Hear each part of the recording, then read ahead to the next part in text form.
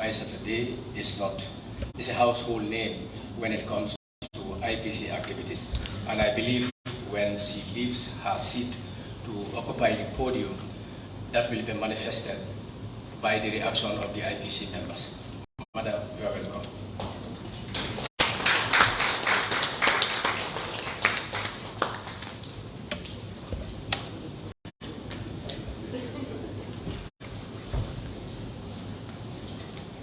Thank you.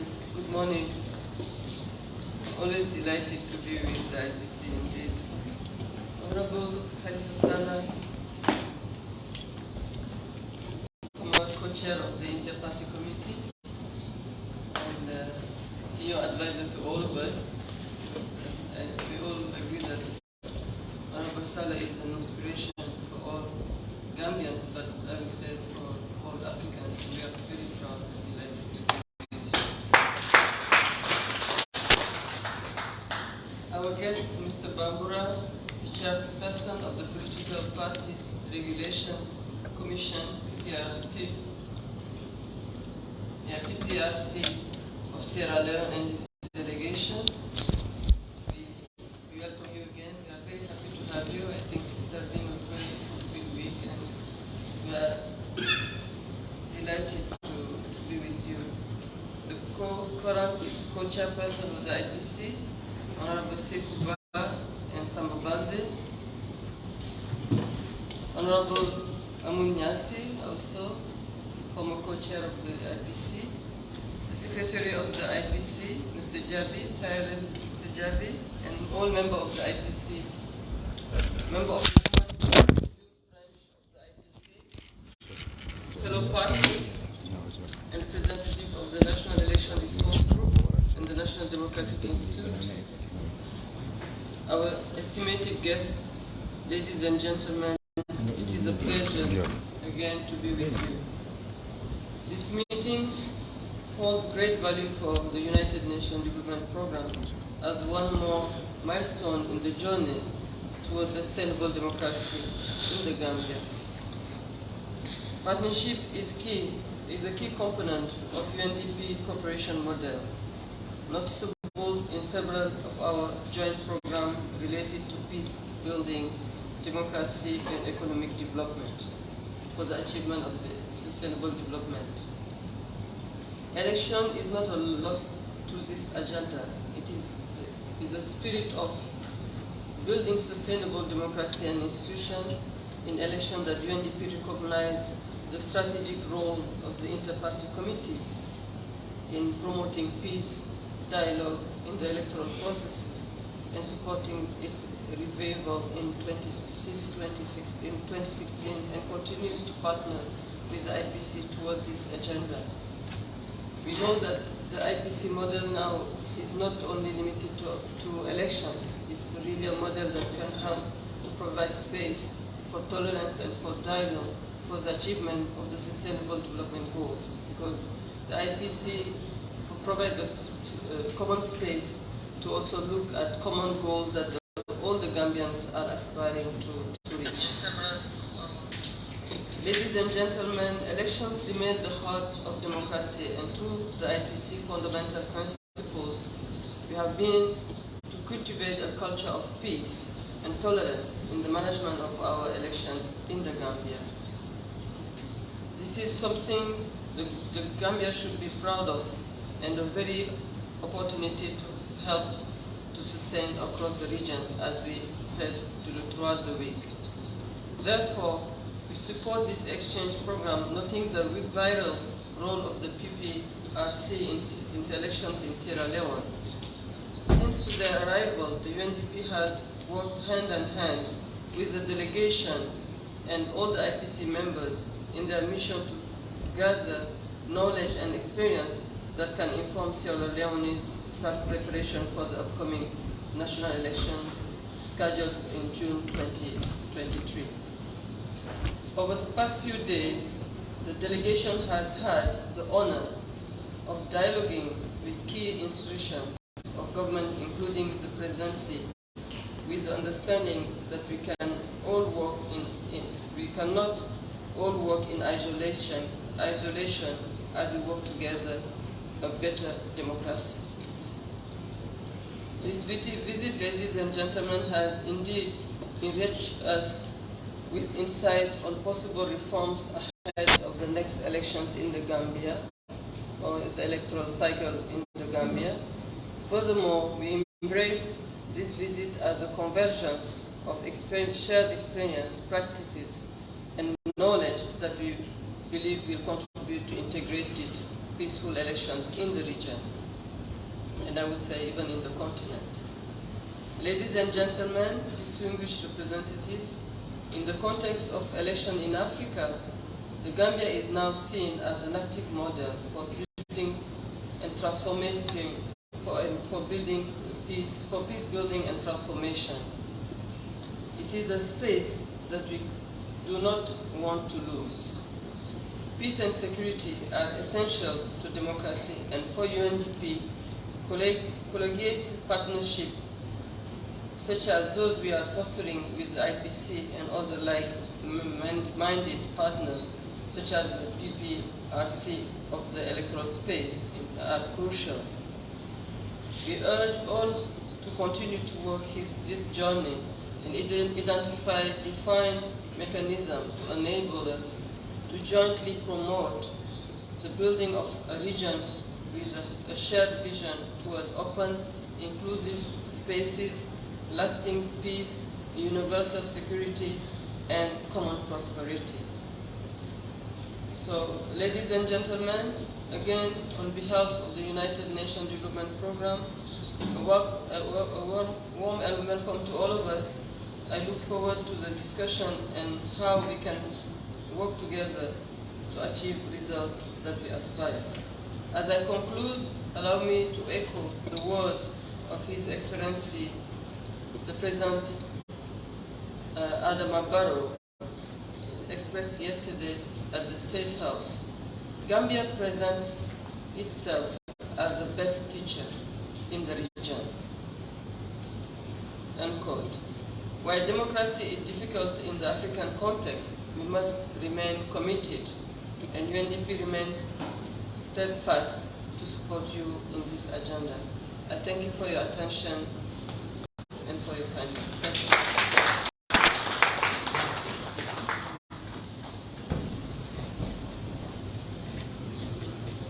Thank you very much, President Rep. And I think the IPC continues to enjoy this relationship with UNDP. That being said, I want to invite the next speaker to take the podium, who is the Executive Secretary of the National Electoral Response Group, NEC, Dr. Tommy. I think these are one of the potential partners of the IPC that our visiting delegation were eager to meet. And I told them that whatever it takes, before you leave the source of the country, you'll have the opportunity to interact with them, and you will know how they have partnered with the IPC over the period. Dr. Tommy, you are invited to the podium.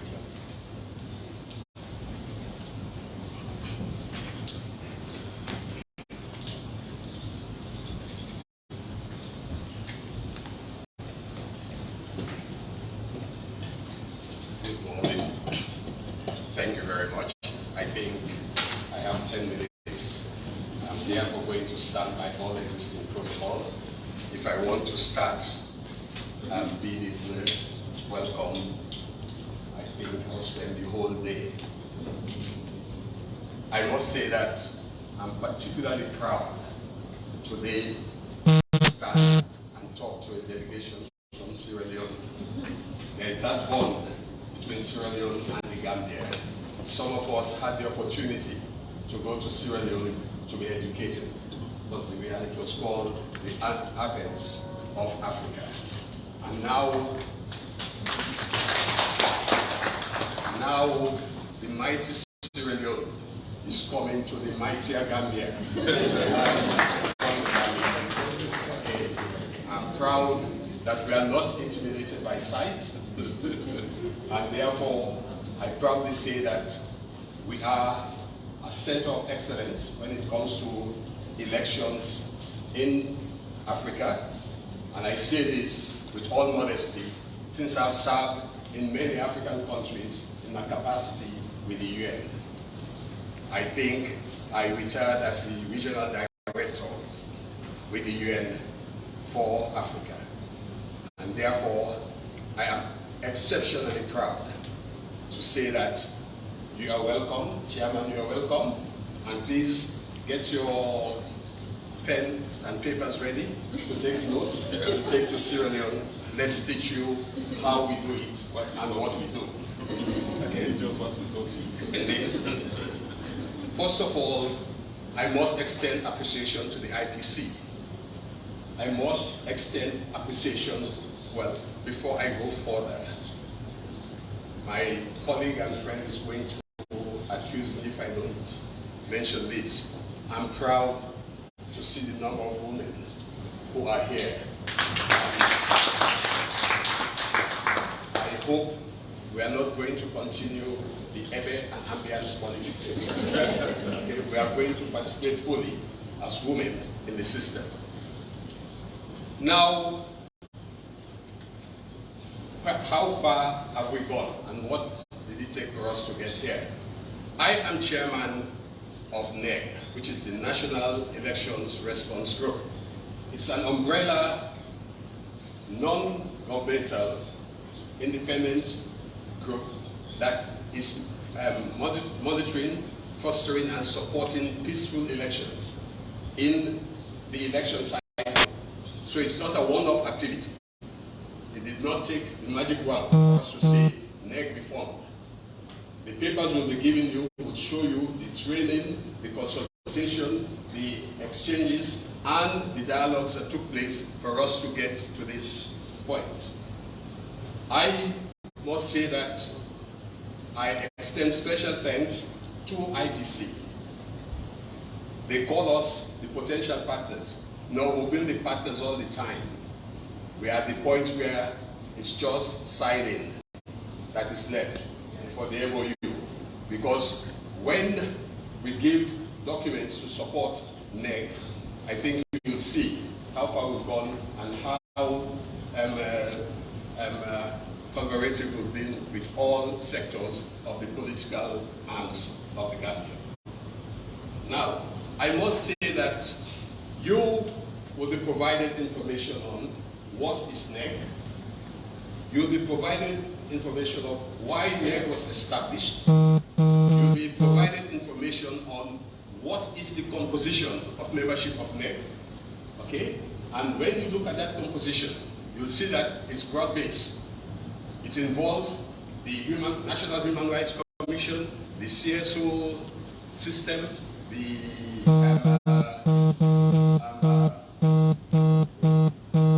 faith-based, Islamic, and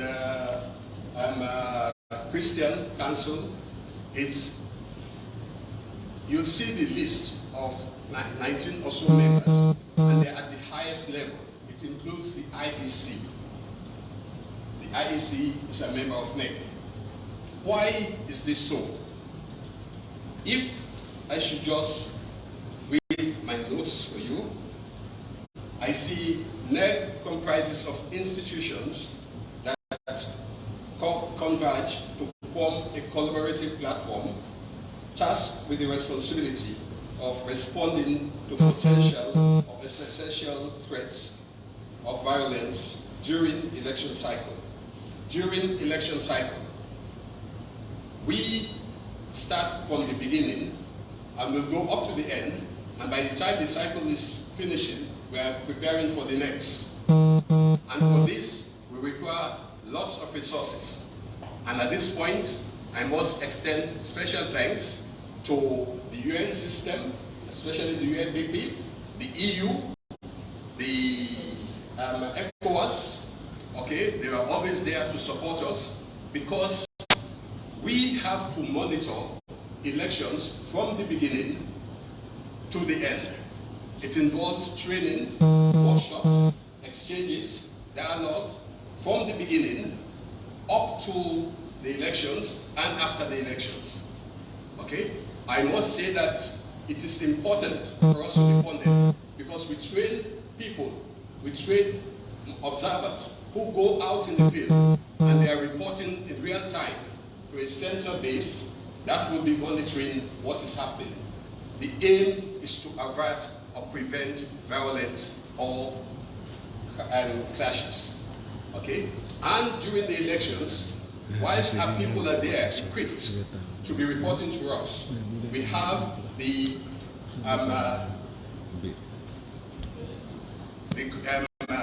situation room. And in that situation room, we're observing what is happening all around the country. When issues come up, we try to address the issue before they become a problem.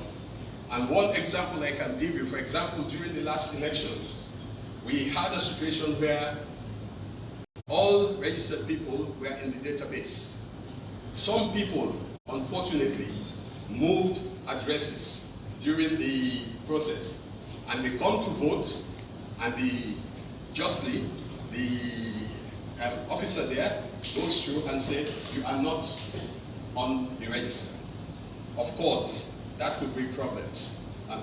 The NEG and the 𝒊𝒏𝒇𝒐𝒓𝒎𝒂𝒂𝒊𝒏𝒂 I immediately called, and we rushed to the situation, and we called IEC, who is part of us, to come and consider what is happening.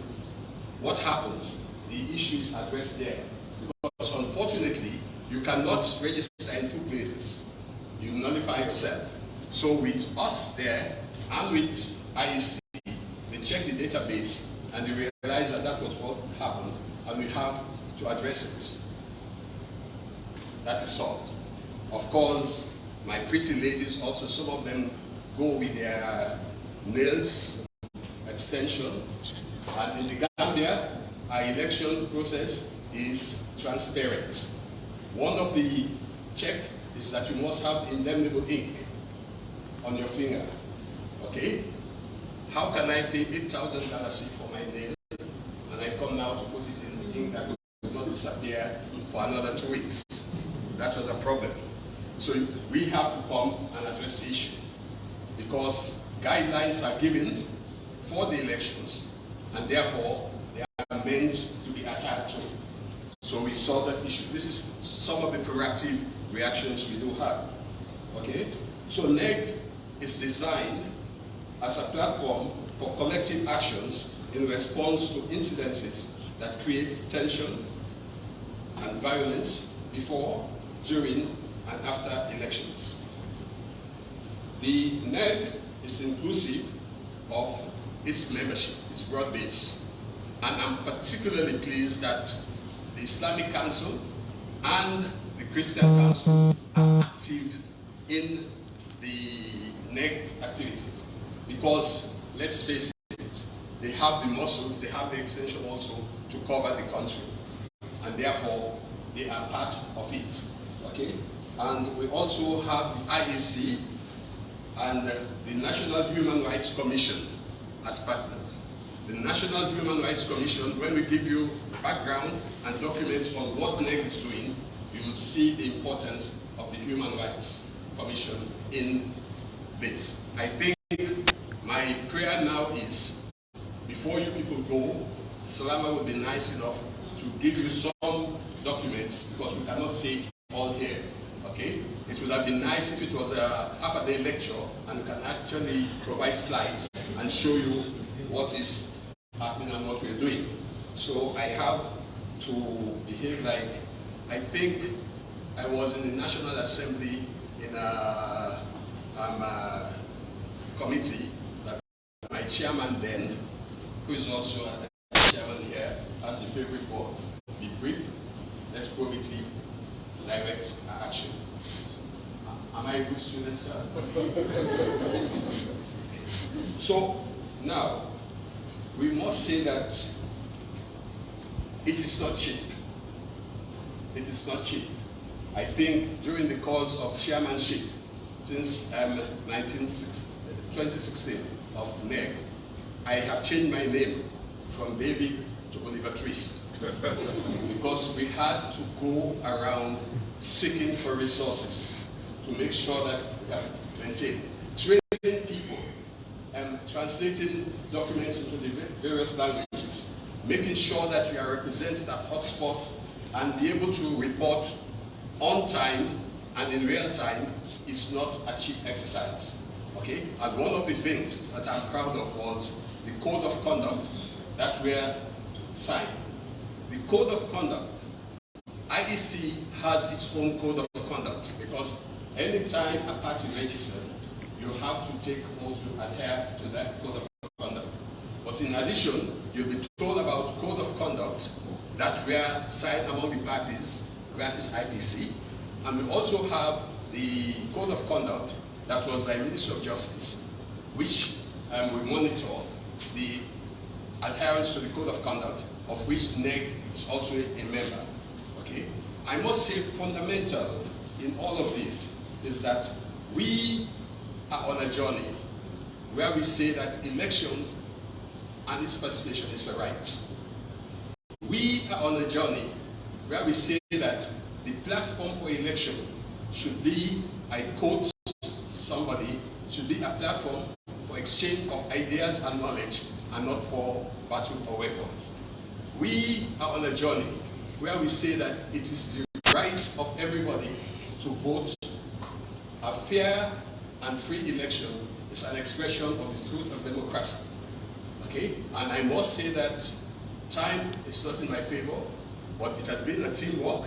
I talk on behalf of members of NEG, and the membership is everybody in key position for elections. And I must say that the documents will be made available. I hope this is just the beginning. We'll continue the consultation and we'll start exchanging experiences and challenges in reality. I thank you very much.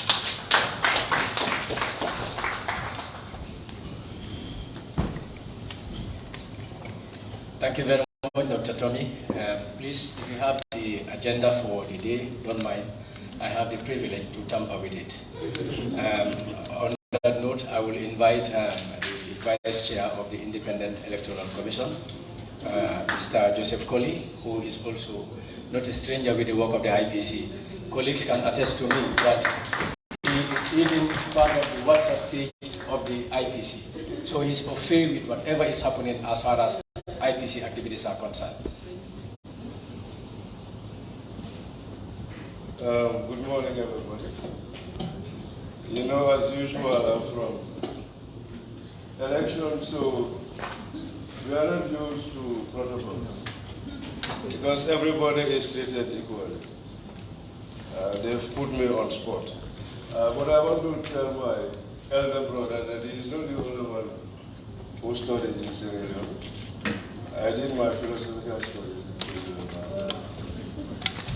So you are welcome. And I used to, I like the northern part, you know, because Kabbalah, you know, I used to go to 𝒂𝒊𝒏𝒈, yeah.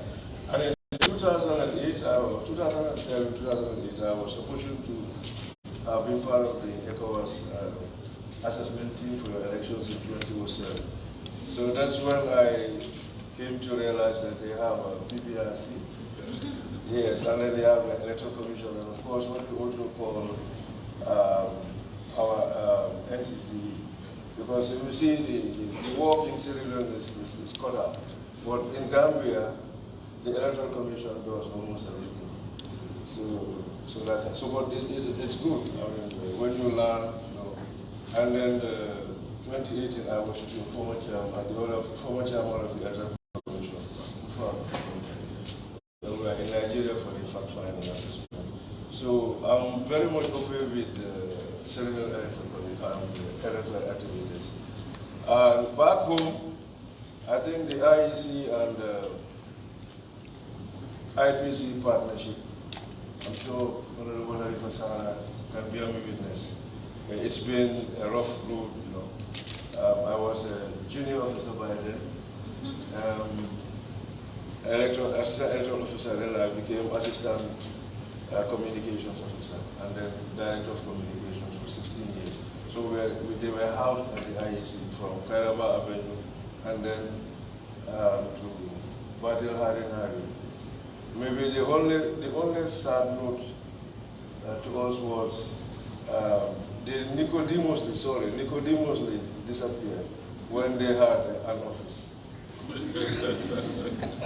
So they win themselves. Instead of us winning them, they win themselves. I think we should thank ECOWAS and the UNDP for facilitating that. So we're very happy, and I'm very much elated, when I was informed that the delegation is coming from Sierra Leone to understand. I think it is a good thing. For us at the IEC, this is what we take joy in. I can say, we welcome the past couple of years, we welcome the commissions, electoral commissions of Malawi, and the last time we also welcomed the Liberia Electoral Commission to come and understudy our voter registration. Because Liberia is undergoing voter registration pretty soon, because they have elections in October. Just like Sierra Leone has elections in June. We hope to come and see you. I think, as I said, the partnership has been very much cordial and still cordial, because IPC played a very vital role in elections. Of course, apart from communication, making communications very easy, because as I speak to you, our records officer is around and distributing records to you. So this is a very good channel of communication. And of course, they mitigate peace, and they do mediation for many things that happen in the electoral field. Without wasting much time, I want to convey Chairman's greetings. He's on tour now, because we are going to the local government elections. So he's going to meet the local authorities to brief them on the upcoming elections. So that's why he is regretfully not here. So but he is with you in spirit.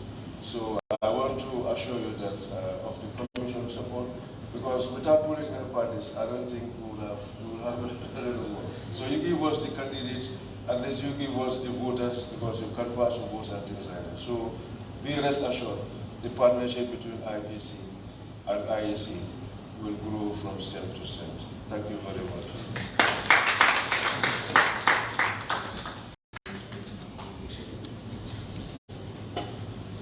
Thank you very much. That's the Vice Chairman of the Electoral Commission.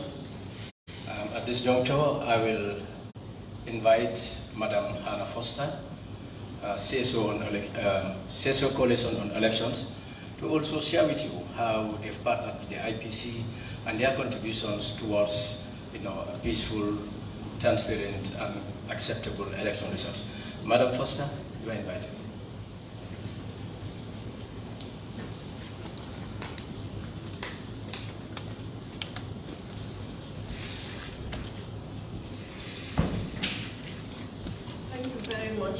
Chairperson of this occasion, distinguished panelists, guests from Sierra Leone, participants. I must at this juncture thank IPC for this opportunity.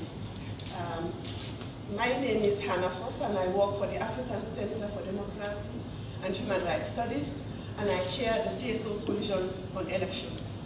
I am a descendant of Sierra Leone. My grandfather hails from Sierra Leone, and my mother's ancestry is Gambian, so I'm Gambian Sierra Leonean.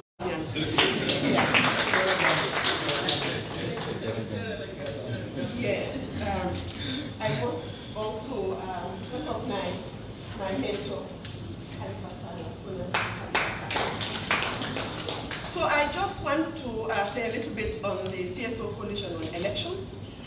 This coalition started in 2006 and was put together by civil society organizations who believe that they do have a role to play in ensuring that democracy works in the Gambia, and there is participation and engagement of civil society as well as citizens in making sure that there is a free, fair elections here.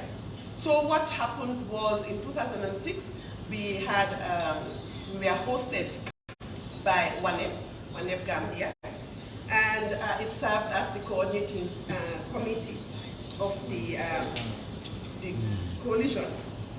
and it is one of the leading CSO alliances because we have over 26 organizations, members of this coalition.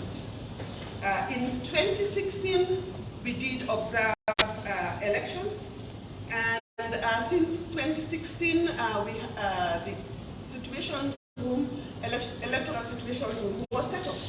And this was to observe, report, analyze and facilitate responses to violent threats, voter corruption, compliances with the electoral code, and human rights abuses, so as to ensure the peaceful conduct of elections for the first time.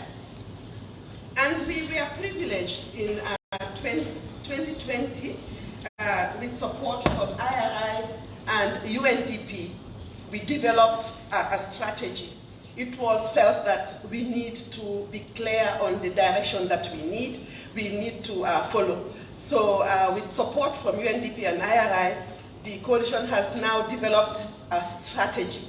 And under that strategy, we do have a couple of things that we do. We carry out training and education on elections. We also observe and monitor elections in collaboration with other partners. And as we speak, there has been efforts to set up a steering committee. Like I said, we now have a steering committee of 7 members, including the secretariat. And last year, we had our annual general meeting in which we were able to look at what we have been doing in the last year. The report is available and we can share it with you at some point. I have only 10 minutes, so I will not go through the report, but suffice it to say that we've been very happy with the results because we were result-oriented. But let me also state that all of these successes would not have been recorded without an effective secretariat when it was with WANEP. Now it has moved to Tango. And also the financial and moral support that we've been receiving from UNDP, from ECOWAS. At the last elections, parliamentary elections, we almost did not have money to observe and monitor the elections. Had it not been for ECOWAS, we would not have been able to do it. So I must also recognize the efforts, the collective efforts of all our partners in ensuring that we are able to coordinate and work together.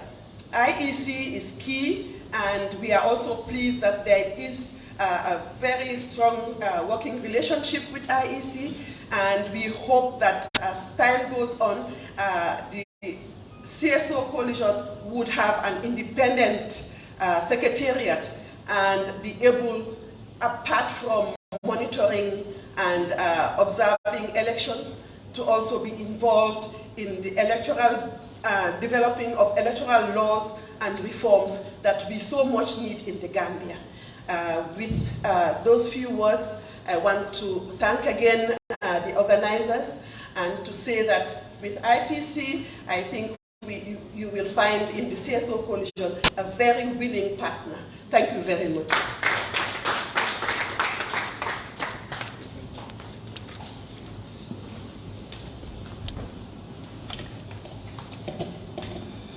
Thank you very much, Madam Foster.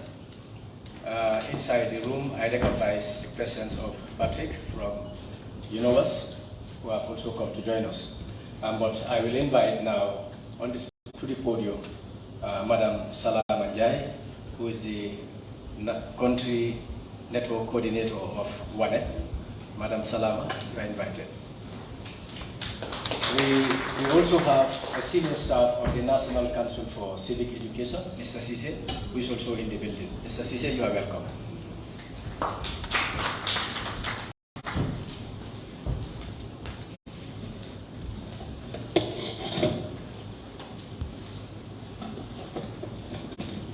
Thank you very much, Honorable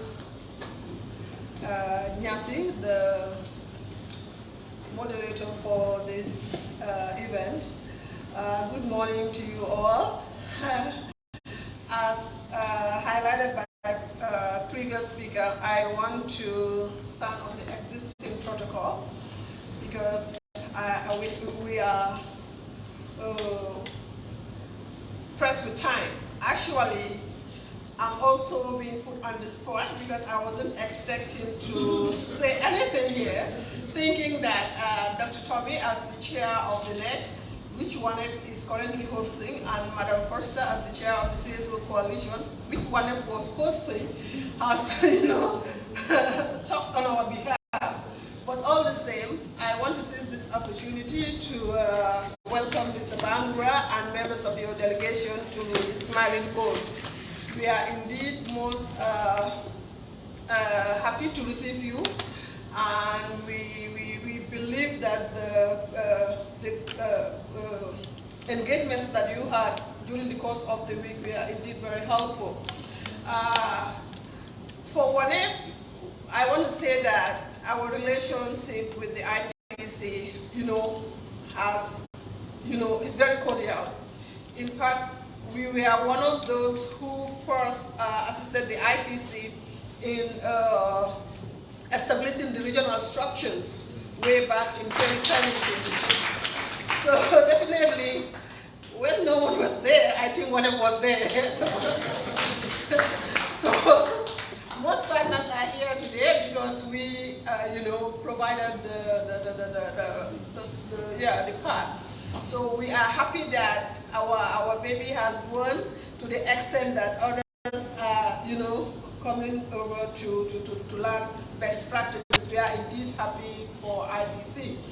And apart from that, in collaboration with the National Election Response Group, and funded by our regional office, I don't know whether you know of WANEP, but I think WANEP is a household name in this country, in the sub-region, because we are a regional civil society organization, basically working on conflict prevention and peace building. We have physical presence in all ECOWAS member states, and I am heading the Gambia office. Basically, we work on 5 thematic areas: early warning and early response, promoting women, peace and security, youth, peace and security, research. Basically, these are some of the areas that we work on. And I'm happy to report here that though still a very small office in the Gambia, but we are moving mountains. I'm not blowing my trumpet, but I think we are really doing extremely well, because in collaboration with the UNDP, Office of the President and the Ministry of the Interior, we are facilitating or coordinating the Gambia infrastructure, the peace infrastructure. As it is in Sierra Leone, it was one of the recommendations of the TRRC. Equally, this one also was the recommendation of the just recently ended TRRC, where it was recommended that there is the need to set up a peace infrastructure. So we are closely working with the UNDP and other stakeholders in establishing this infrastructure. We've also been working on democracy and good governance, as I reported, because it's one of our thematic areas. And as it is, WANEP early warning system is feeding the ECOWAS early warning and the African Union continental early warning. So for that being the reason, we've been working closely with partners like the National Election Response Group and the CSO coalition. So over the past, in the past, we've conducted a series of engagement with the IPC. We've trained them on alternative dispute resolution. It was like a 3-4 days training where we have international consultants and local consultants taking them through the various thematic areas as in mediation, conflict prevention. So it was indeed a success. We also work with the IPC female wing, because as you see, yes, we have 58% of the voter population, women represent 58% of the voter population. We are 51% of the population, but it's rather unfortunate that as it is right now, we are just 6% in the National Assembly. Even though 19 contested, but only 3 won. So definitely it's really unfortunate, but again, all hopes are not lost. we will work towards finding a lasting solution to it. So for that reason, a meeting was held, a post-mortem meeting was held with the IPC female wing to ask the question as to what went wrong. Why is it that with all the milestones that we thought we've registered, all of a sudden, things, didn't work out. For many years, I can say for over 2 decades, we've been enjoying leadership at the presidency as the vice president. For many years, we've been enjoying leadership at the National Assembly as either a speaker or national deputy speaker, but we've lost it. Even as the president, we hope that the incoming vice president will be a woman. That's my prayer in this forum here. So actually, we held that meeting to brainstorm, to find out the reason why is it that, instead of progressing, we were retrogressing. So basically, we want to assure the IPC that the collaboration will continue. We have you in heart. You are one of our darlings. So, and we are happy to see you progressing. And we definitely want to thank the UNDP for all the support that it has been given to IPC over the years. So, Mr. Bangura, as Dr. Tommy highlighted, we have a lot of information with us. As I said, we've been clandestinely, hosting the coalition on elections and the NEC. So we have all the records with us, which we will be willing to share with you. On that note, I wish to thank all of you for this support. Enjoy the smiling post.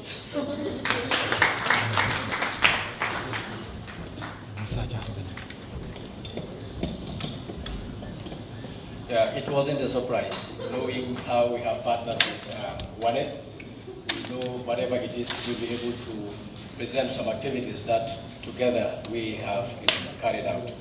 I want to invite the next person to give her statement, but before inviting her, the delegation from Sierra Leone can remember vividly on Saturday when we received them at the airport, that the women branch of the IPC were in full attendance. Both co-chairs of the women branch were at the airport to receive them. And then we also have from the youth branch of the inter-party committee, one of the co-chairs, as we are all aware, the other co-chair is not in the country. So before calling from the women branch, the co-chair who will present her statement, I would want to introduce her colleague, Madam Fatou Salajo. Can you rise for the delegation to properly identify you? Since the other co-chair of the inter-party committee, you may assume your seat. Now I invite, it was an agreement between them that the person I'm going to call will be the one to present on behalf of the WIBIC. We call it WIBIC, Women Branch of the Inter-Party Committee. Councillor Fatou Jallow, podium is yours.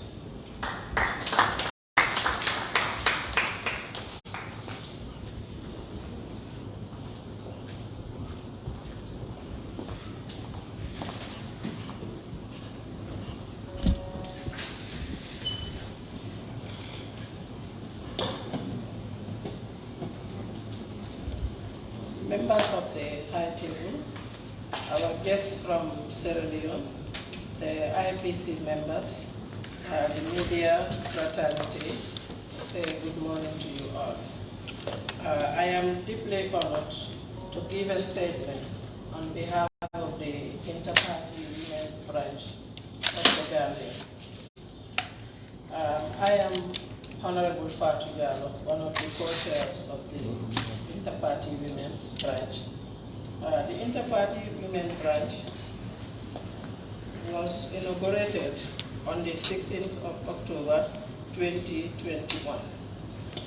Before going further, I would like to thank the former co-chairs and the IPC members for giving us the opportunity as Gambian women to participate fully in politics.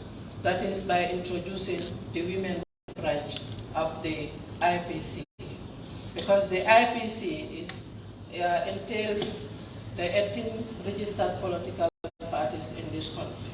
So if the women and the youth are not left behind, then that is a good milestone that the IPC has taken to empower the Gambian women in politics. This branch has been interacting with different organizations such as NDI, the UNDP, WANEP, IEC, Think Young Women, and other organizations to give us support, courage, motivation, and guidance in the way forward to achieve improving women participation in politics. These branches, that is during the April 2022 National Assembly election, the NDI and ECOWAS came to our aid to help us sensitize the Gambian women, to tell the women the importance of women participation in politics. And that sensitization was done on TV and the radios and also community outreach. Because we want to go down to the grassroots level to talk to the women, to tell them the importance of women participation in politics. Because Gambian women, in terms of politics, we are left behind. And we want to come on board now because we want to be political party leaders.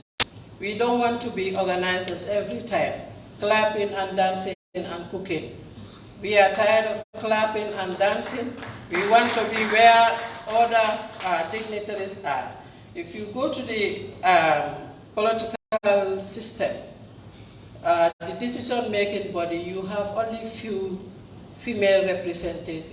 And we have a lot of issues surrounding women. We need to have more women to be there for us so that our issues will be solved.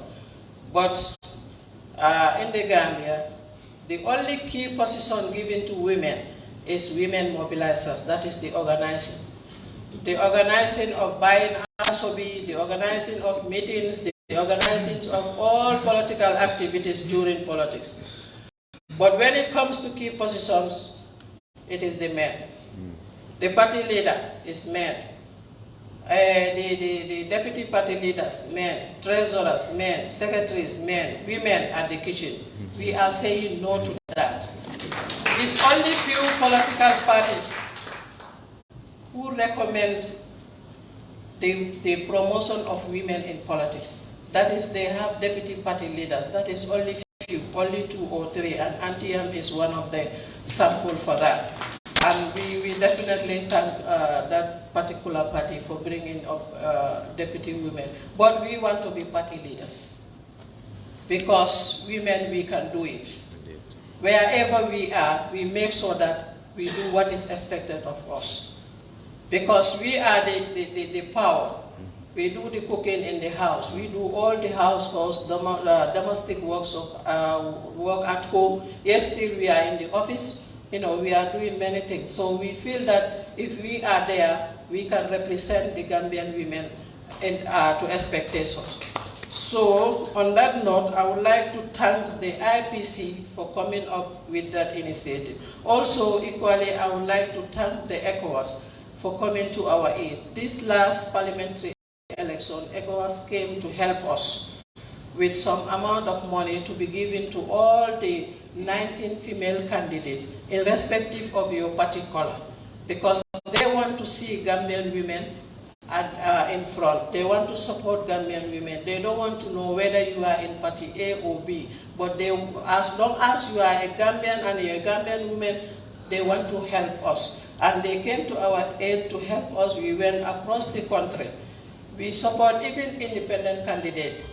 All the independent candidates were supported because we don't feel that they are not in a political party, so they should not be given. No, we are seeing them as Gambian women who want to be at the decision-making body to come and help, you know, to assist the issues of women.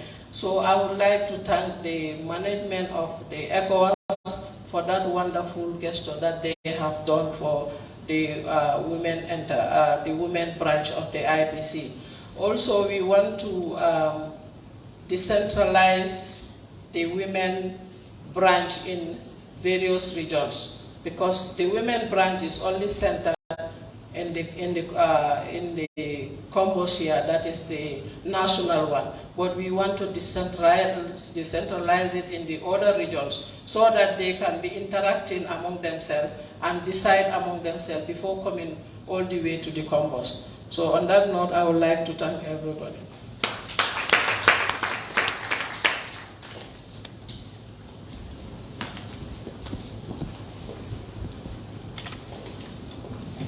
Thank you very much, the co-chair of the Women Branch of the Inter-Party Committee.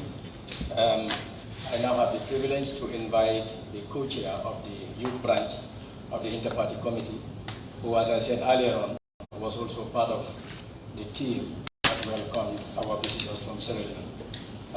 𝒊𝒏𝒇𝒐𝒓𝒆, also another sitting councillor. You are welcome.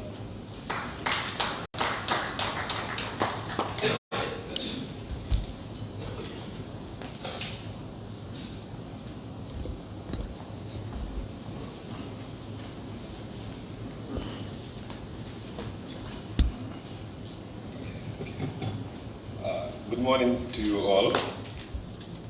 I am deeply honored to stand before you here. I am Councillor 𝒊𝒏𝒇𝒐𝒓𝒆. I do not expect to talk about nothing. I would like to thank the IPC for constituting the youth branch of IPC, which we call 𝒈𝒏𝒄. When we said the youths constitute 64% of the population of this country, I think it's fair enough to give the youth the opportunity to participate in nation building through politics. What I'm going to say here is just going to be a very short remarks here, because definitely youth, the political parties will also give the youth the chance to participate in nation building through politics. When we say through politics, because we see political parties here, most of the positions, they give it to the elderly people. Because we, the youth, also have an impact, a role to play in the development of this country. But go to political parties, few of them, you will see youths holding very important positions within them. The only positions they will give in the youth is the youth leadership, which is more of calling our fellow youths to the bantabas, to the grand places, and to serve and dance with them. I think we should also be given opportunity to be party leaders, deputy party leaders, and very important positions within the political parties. I think I will thank the IPC. Definitely, they did a very wonderful job by showing the youth that definitely you can do it. That's why they constitute the youth branch of the IPC, which we call the 𝒈𝒏𝒄. I thank you all. Thank you.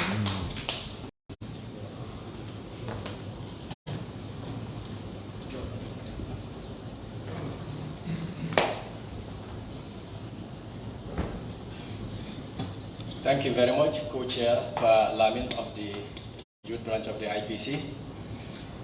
Ladies and gentlemen, our esteemed guests from the Sister Republic of Sierra Leone, the media, potential and worthy partners of the Inter-Party Committee, we have arrived by the program guide.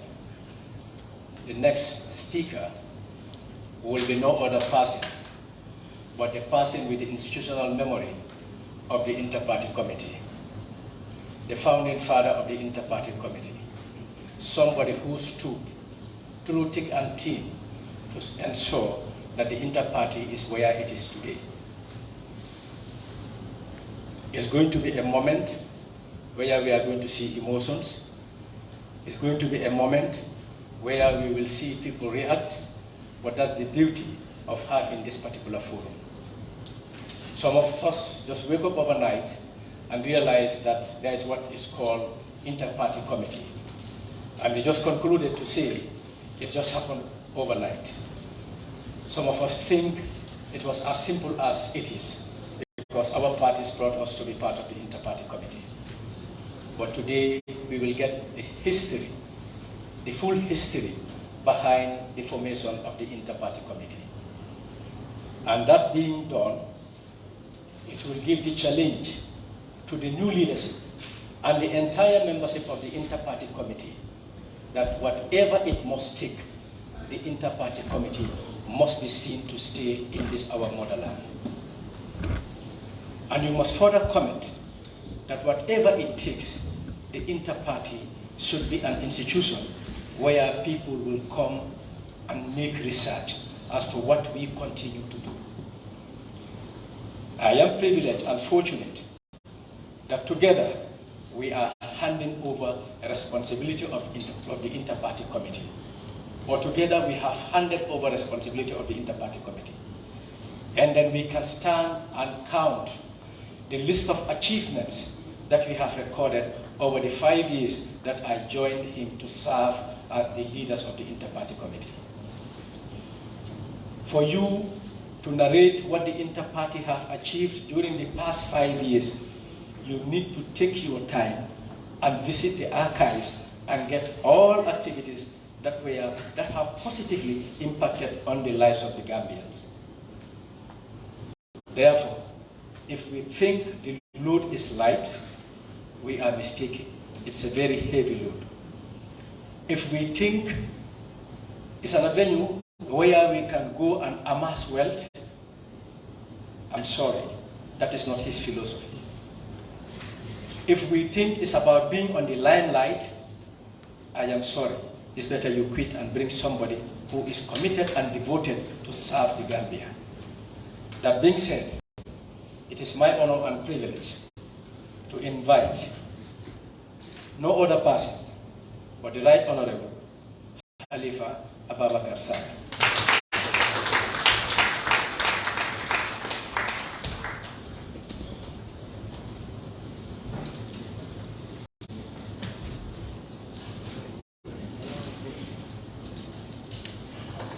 Thank you very much, Co-Chair.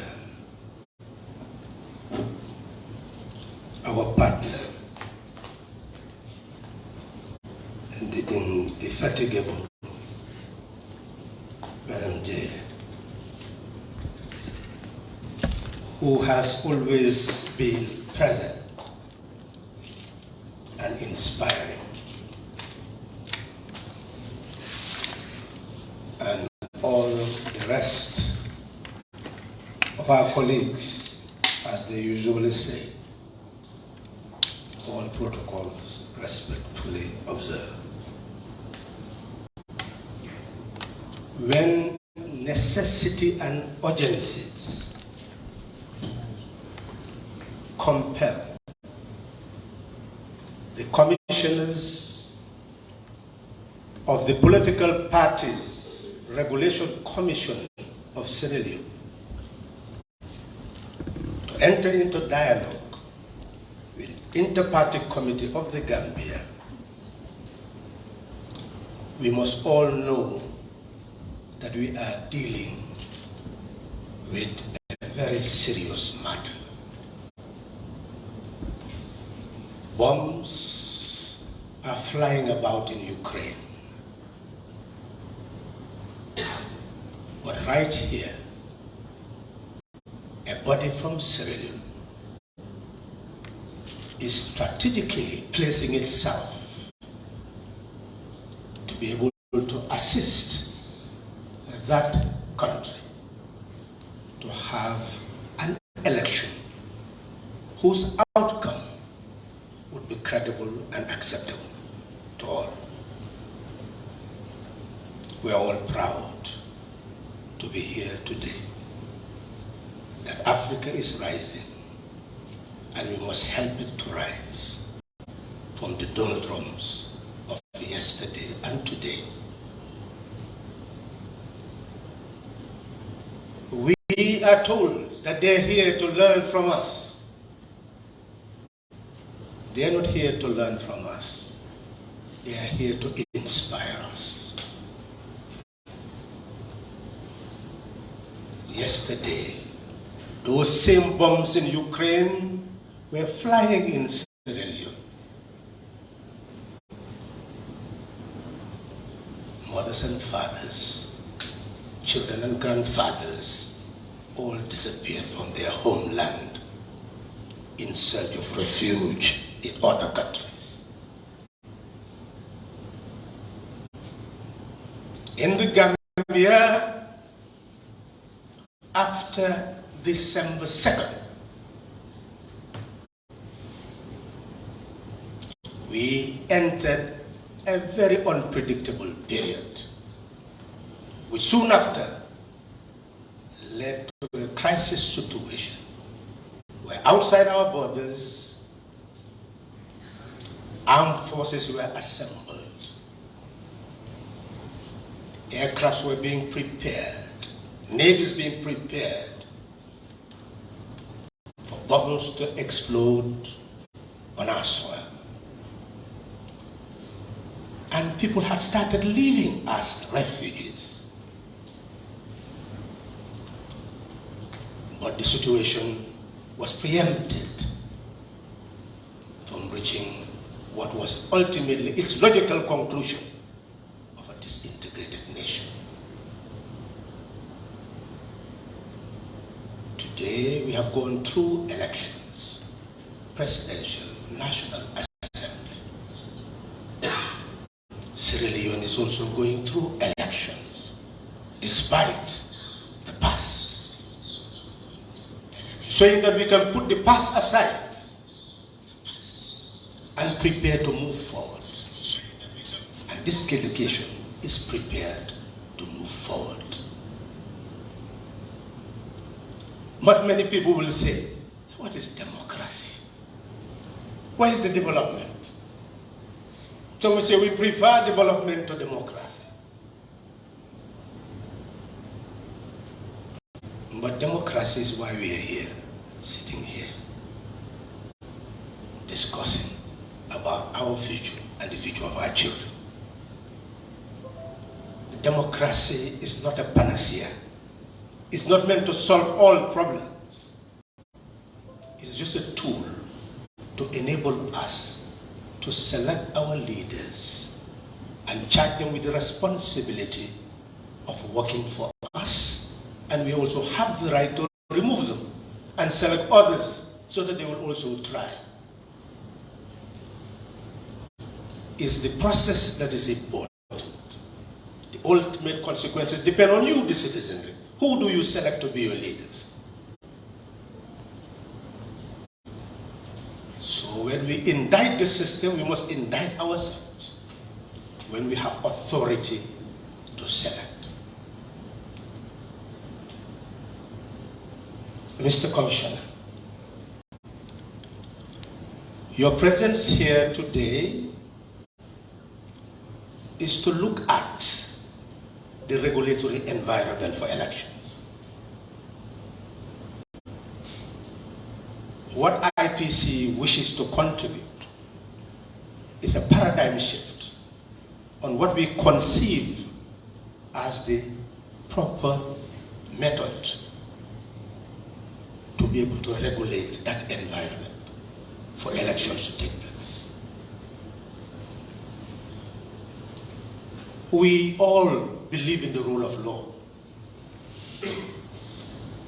And some will say, once the law is there, go and enforce it without fear or favor, affection or ill will. That is the purpose of your commission as a statutory body. And legal minds would say, ignorance of the law is no excuse. But jurisprudence will also say, in a democratic sovereign republic, the lawmaker is made a lawmaker by the people. And by extension, the law is made by the people. And the object of law is to prevent and prohibit what is harmful to self and harmful to society, and to promote and enhance and propagate what is helpful to self and helpful to society. If that is the case, then there is no justification for a state to keep the people ignorant of the law. And they are also culpable if the people are kept ignorant. So the duty is not only to enforce the law, but also to educate people to know the law. And this is where self-regulatory bodies become important.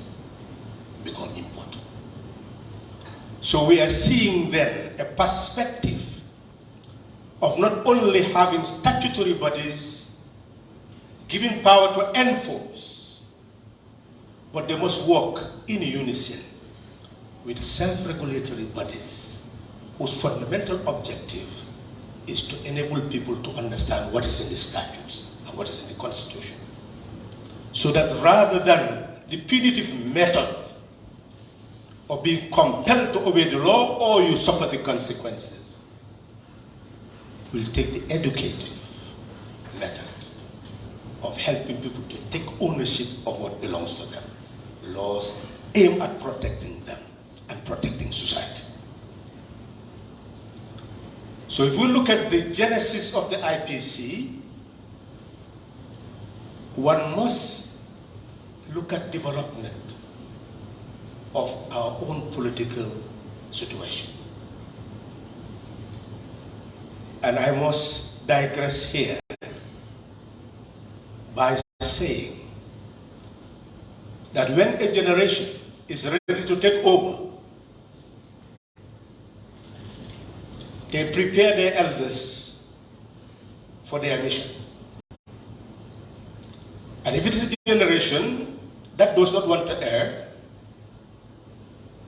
they will call their elders founding fathers of nations.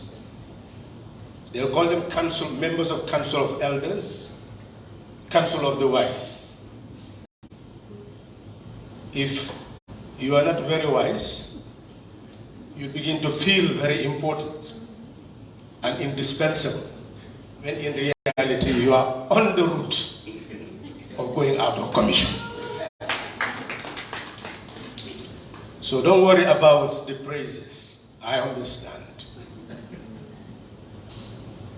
But what is important is to know the importance of knowledge and experience in shaping the destiny of nations and building institutions, instruments, and practices for our development.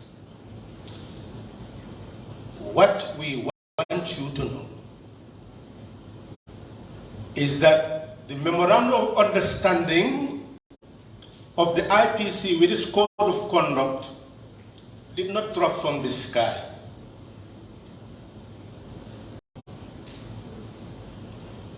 We entered into a crisis, and the crisis had a root, and I'll just summarize because we don't have all the time in the world. There was a coup d'etat in 1994. All parties were banned, and that is why those who write for the IPC should be careful. They should do their research well. I've seen one document that we gave a consultant to produce for us, we did not edit it properly, and they were saying, well, political parties, some were banned, some, well, all political parties were banned. Do your research well.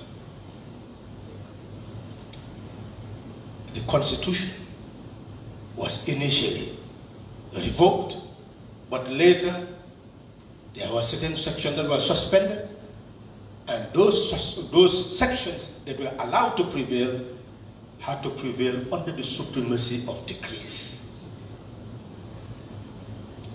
You've heard in our visit, you were told that the elections decree was a byproduct of the handiwork of a military government.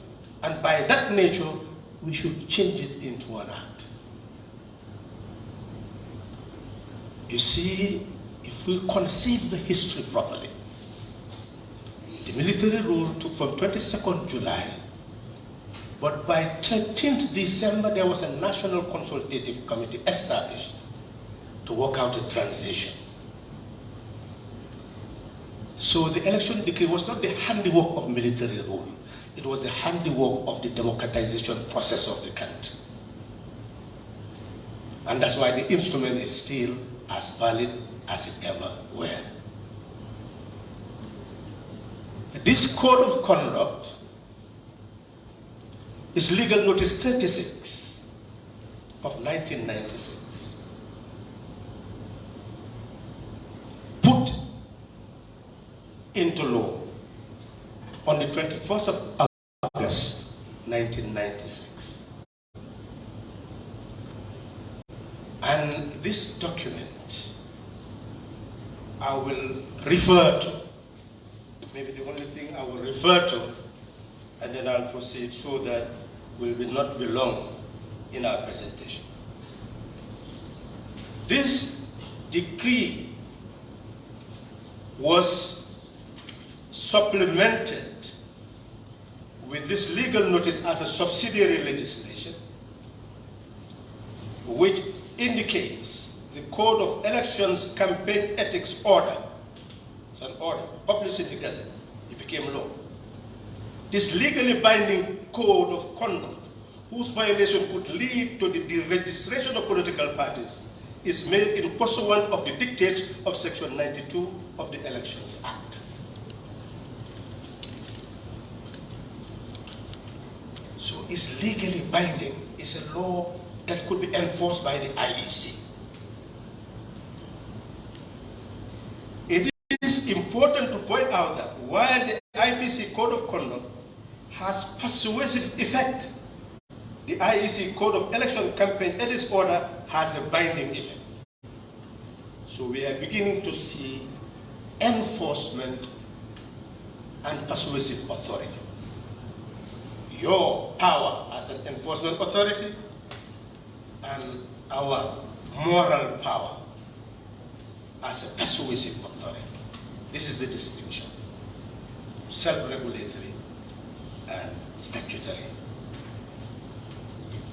But in essence, let me just mention some of these issues so that it will be clear that in the process of emphasizing the law, the Code of Conduct, well, I've been giving this document, they have taken it wrong. Sorry. Let me just take it quickly. That's the only thing I will quote, and I'll just come through what is important. So it is telling us that this authority, which I will quote, and which is relevant for our perception and understanding of what we are here to do today. It says that all those political parties that exist in the country have to abide by this Code of Conduct, and failing to do so could have these repercussions that we've mentioned.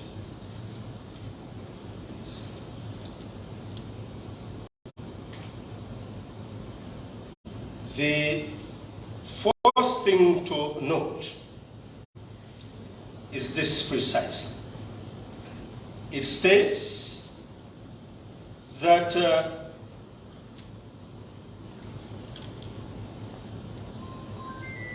this Code of Elections Campaign Ethics shall be binding on all political parties and candidates contesting any position in all elections conducted by the Independent Electoral Commission. Acceptance and adherence to this Code of Conduct on election campaign ethics shall be a condition for the registration of a political party to take part in any election conducted by the Commission and for the acceptance of a candidate's nomination paper in any such election. In this code, references to political parties shall, as provided in the context, include independent candidates. The code constitutes respect the fundamental principles of the state as enshrined in the Constitution and comply with the provisions of the Elections Act, Cap 3.01, and with all regulations, rules, notices, and orders prepared by the Commission. Be deemed to be aware of their rights and obligations, and shall respect the rights of others. Extend full cooperation to the Commission and election officials in order to guarantee the integrity of the election and to ensure that safety and security are maintained throughout the election. And extend all necessary help and cooperation to the law enforcement agencies throughout the electoral process. 2. Political parties, their candidates, or any independent candidates, agents, workers, and supporters of political parties or any independent candidates shall carry out their campaign in keeping with high ethical and moral standards and respect due to all the political parties and candidates, the voters, and the generality of the Gambian people, and shall also conduct their campaign in a manner and spirit that will promote a congenial and peaceful atmosphere throughout the electoral process. Not post banners, posters, placards, drawings, billboards, or other similar material on public buildings, national monuments, religious institutions, or private property without the owner's express consent. Not insult or slander another candidate, or use any language which is inflammatory, defamatory, or insulting, or which constitutes an incitement to public disorder, insurrection, hate, violence, or war. Not abuse or engage in improper use of government property for political propaganda purposes. Not campaign in public offices, educational institutions, or house of instruction during working hours. Not hold campaign meetings within the premises of military units and police stations at any time. Not in any way disrupt, destroy, or frustrate the campaign efforts of other political parties or candidates. Throughout their campaign activities, explicitly condemn and discourage the use of violence or threats of violence, vandalism, and public disorder.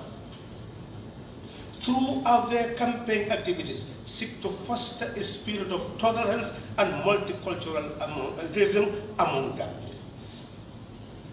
Refrain from action or making speeches based on or which may incite or which are calculated to incite sentiments of a sectional, divisive, religious, ethnic, or regional nature. Not carry lethal or dangerous weapons during their campaign, and not use the crackers of any other explosive materials at public meetings, and shall actively condemn and prohibit the use of those materials by their supporters. Not coerce or offer monetary or other kinds of inducement to any person to vote for or against, to abstain from voting for a particular political party or candidate.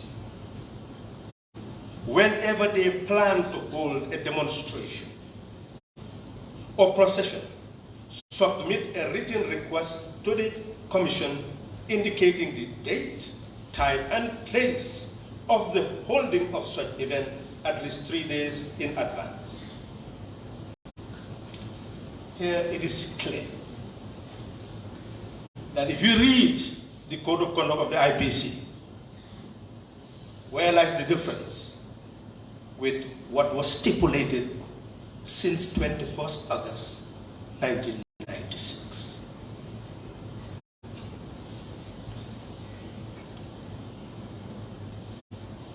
Mr. Commissioner, we went through the process of preparing a transition. The democratic forces worked very actively. A national committee was established to look into the past electoral laws. And all those Gambians who wanted democracy contributed memoranda of understanding to them. They reviewed it and crafted the elections decree. That's why it is so profound in nature, even though it has that casting of a military regime. But the reality is a byproduct of the work of the democratic forces. The same thing with the Constitution. So in essence,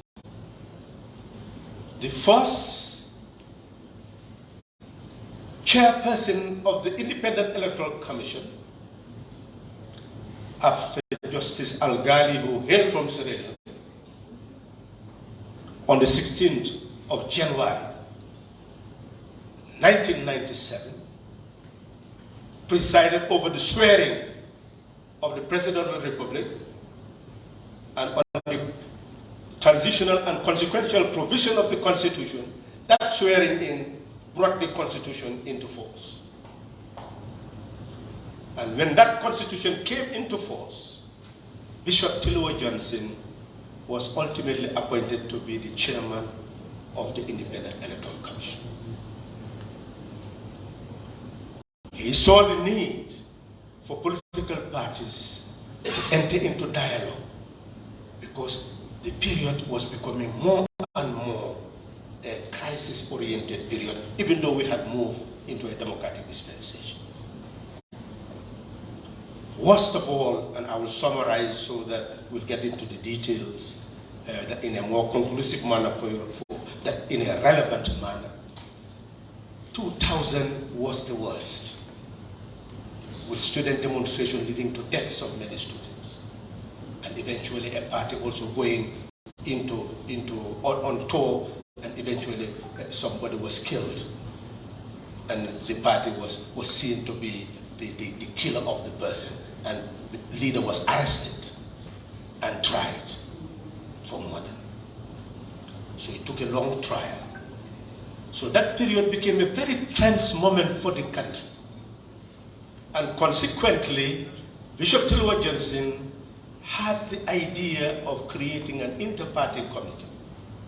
He invited all the political parties to the meeting and created a big plan for a ceremony to inaugurate the inter-party committee meeting in the year 2000. Before he orchestrated it, he was removed from office. That was the first assault on the integrity of the Independent Electoral Commission. You will be able to look at our laws to see what is said there, a tribunal, etc., but it was never challenged at the Supreme Court. Knowing what bishops are, it was not worth going to that level. So we've never really tested the law whether you could remove the chairman and commissioners of the Independent Electoral Commission without a tribunal being set. But that was done. Moving up, crisis continued to build up after 2001. Political parties, opposition parties were almost irrelevant because only 3 seats were left for the opposition in Parliament. And the Constitution could be changed by a 3/4 majority, and it was changed. Many provisions were amended from the Constitution to strengthen executive power. In 2005, each opposition party knew that by themselves alone, without unity among them, they will never be able to come to political office. So they decided to form a coalition called National Alliance for Democracy and Development. And ultimately it became a very powerful coalition. And the threat posed by the coalition led to the arrest of its leaders. And when we were arrested, the Commonwealth, the African Union, ECOWAS, all became interested. And the President of Nigeria, President Olusegun Obasanjo, was sent here to be an intermediary of those parties. And we met at Kairaba and agreed that we'll put the past behind us and we will establish an inter-party committee. And the code of conduct, which was simply taking what is there by statute was incorporated into our memorandum of understanding and code of conduct, and that's how the code of conduct emerged. And all of us were signatories to it, the political parties, and we are supposed to respect the code of conduct. But ultimately, it didn't work that way. We could not succeed with that agenda because meetings then were attended by ministers, not just members. It was ministers and the leaders of the opposition parties. But it did not thrive. Ultimately, the opposition kept on building alliances after alliances. And what we call Gambia Opposition for Electoral Reform, in 2015, 17 June, prepared an election reform agenda and sent it to all institutions, nationally and internationally, and the head of state to promote electoral reform. And I will emphasize just one portion so that we can be properly situated as to what actually happened. The agenda of the political parties did include item number 12, which states the revitalization of the inter-party committee. And I will read so that you have half a sense of history. The opposition parties proposes for the revitalization of the inter-party committee to enable it to serve as a forum for dialogue and cooperation to promote participatory democracy, anchoring on the level ground required for the holding of free, fair, and genuine elections. The opposition further proposes that the inter-party committee to be given a statutory mandate to enable it to foster dialogue on broader constitutional, legal, institutional, and administrative reforms touching on the mandate and operations of the Executive, National Assembly, the Judiciary, Regional Administration, the National Council for Civic Education, and the IEC in order to promote good governance, participatory democracy, and genuine elections. Signed 17 June 2015. So anybody who tells you, and it was signed by 6 opposition parties, anybody who tells you that the political parties were dominant and had no idea of revitalizing the inter-party committee, as you have heard somewhere, you know that, well, that's because of lack of knowledge of history. So 6 parties were ready for revitalization of the IBC. But on the 20th of July,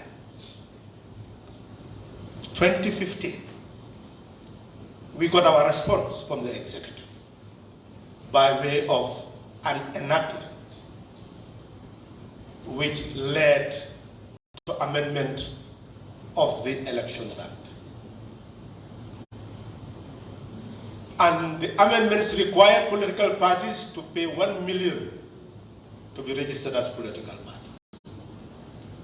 $500,000 to stand as a presidential candidate. 50,000 to stand as a National Assemblyman, 10,000 to stand as a council. They have to have regional offices everywhere, and their leadership must be resident in the Gambia. At that time, quite a number of the leaders were resident outside for fear of what may happen to them when they enter the country.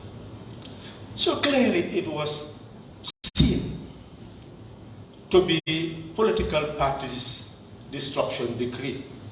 Destruction law. Let's call it that. It was the end for political parties. So that was clear. The political parties began to demand that this law must not have retroactive application. Because if it did, then it would have affected the existing parties and we would have had a political crisis. Even though the IEC could have utilized it as a basis to have it retroactively applied, but we continued to cancel the IEC that under Section 100 of our Constitution that will be unconstitutional because the law says that the National Assembly must not pass any bill that could deprive somebody of an acquired right. We continue to hammer on that.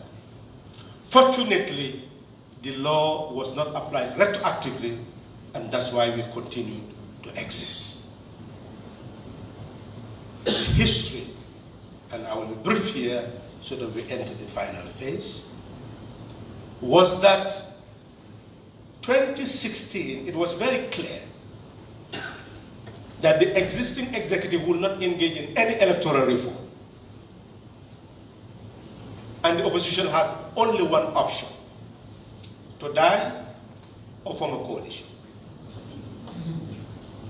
That was what was before the opposition. But on the 7th of April, 2016, the UNDP resident rep invited all the political stakeholders and the IEC to a meeting to discuss any possibility of revitalization of the IPC. All the parties attended. The climate was very heated because of the languages had started, ethno-linguistic diatribes had started, many things that go directly against the code of conduct were being manifested. And therefore, all sides were really interested in some form of dialogue, because they could see if you are governing, you will want peace. If you are also being oppressed, you will want relief.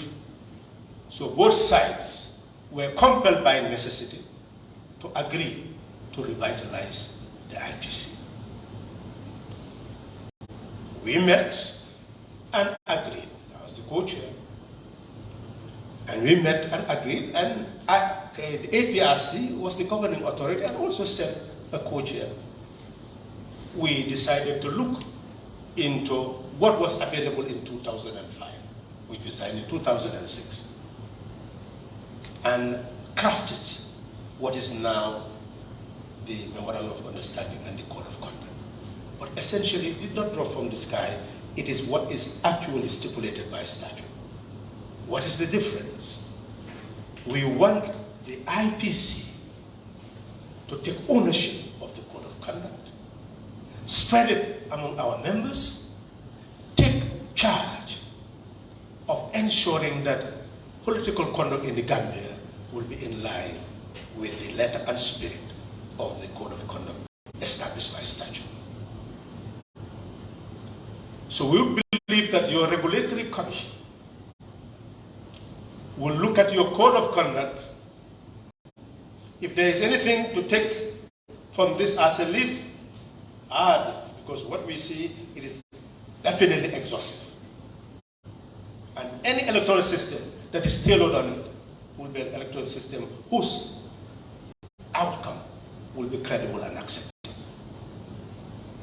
But not only that, to see that this code of conduct should be accepted by our political parties who voluntarily will transform it into their own instrument. And that is what we started to do. We had to instrumentalize the code of conduct and take it as a property of the IPC. When we succeeded in doing that, we saw the need to move further, to give the IPC a legal foundation. We registered it under the Companies Act rather than requesting for it to be established by statute.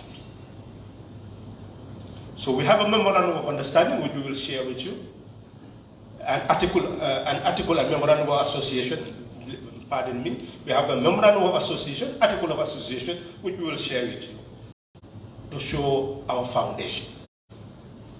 So it is properly instrumentalized, and once that was done, we decided to move to the next stage of institutionalizing it.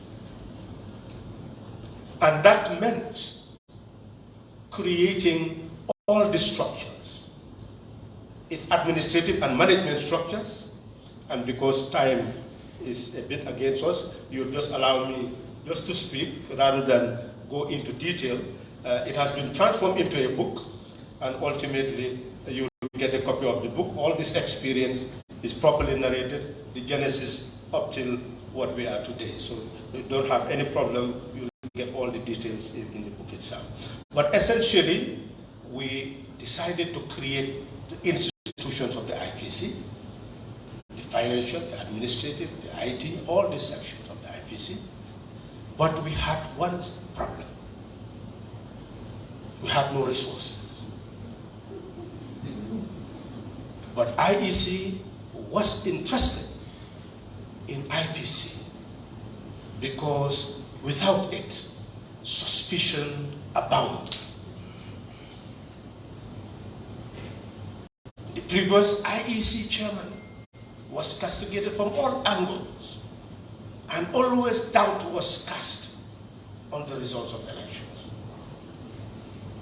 So IEC saw the need to get a body that could enter into an advisory and consultative relationship.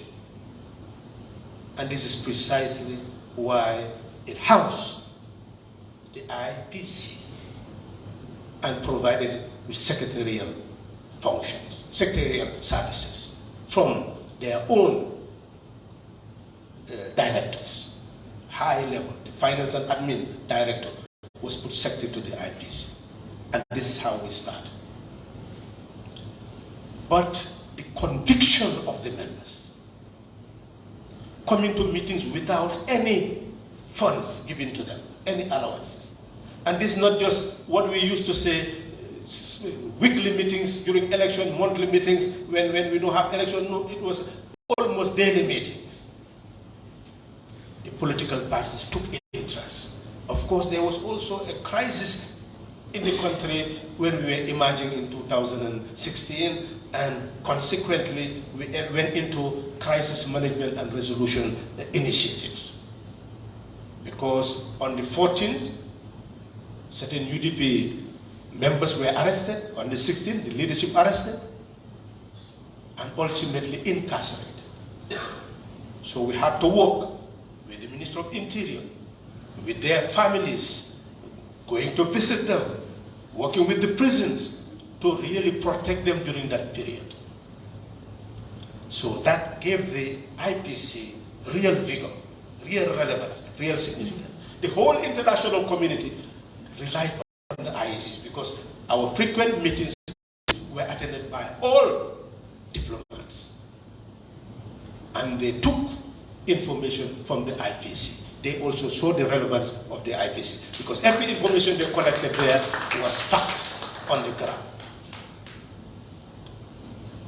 So in that respect, you are being informed that as an institution, you should be able to get the political parties in Sri Lanka to come into dialogue, take ownership of those laws aimed to protect them, and transform it into an instrument belonging to them in order to use persuasive influence to ensure compliance with the law.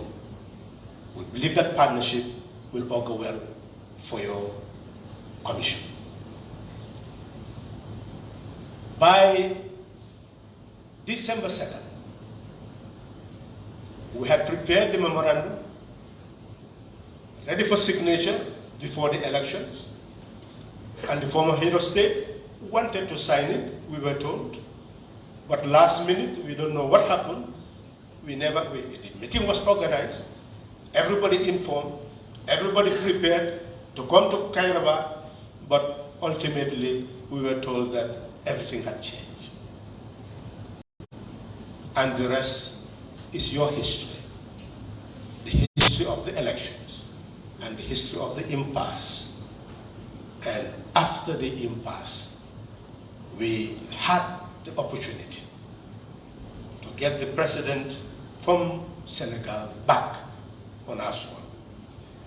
Assumed office on the 19th in Senegal, but we had to have another inauguration in the Gambia. And finally, when he was seated, all political parties met and we signed the Memorandum of Understanding. 9 political parties at the time. And that is what is the IPC. To come to conclusion and draw relevant lessons, the IPC has policy directives, and those policy directives will be shared with you. We are of the view that if the IPC is to thrive and prosper, these fundamental policy directives must be taken into consideration. And that's how we move forward.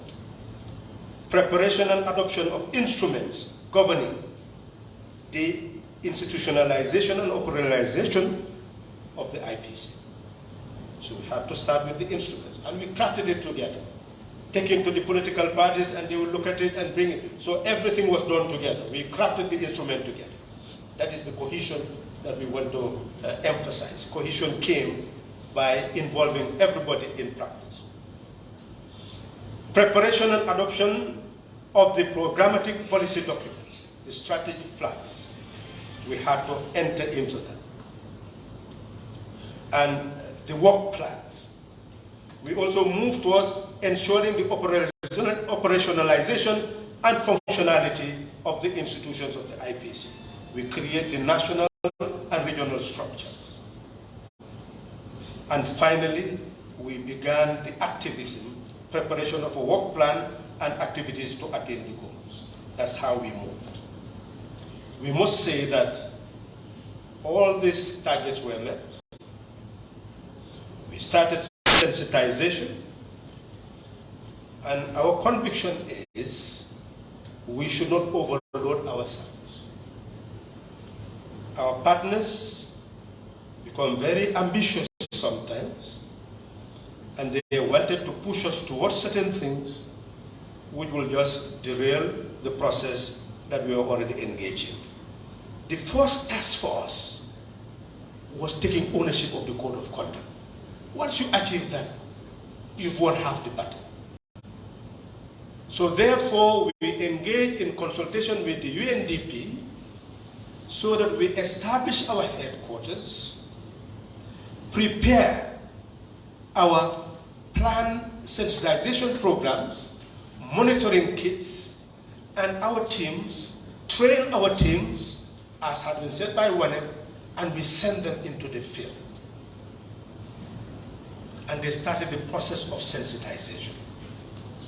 We transformed the Memorandum of Understanding into a tool for sensitization by producing more of it for distribution into as many institutions as possible.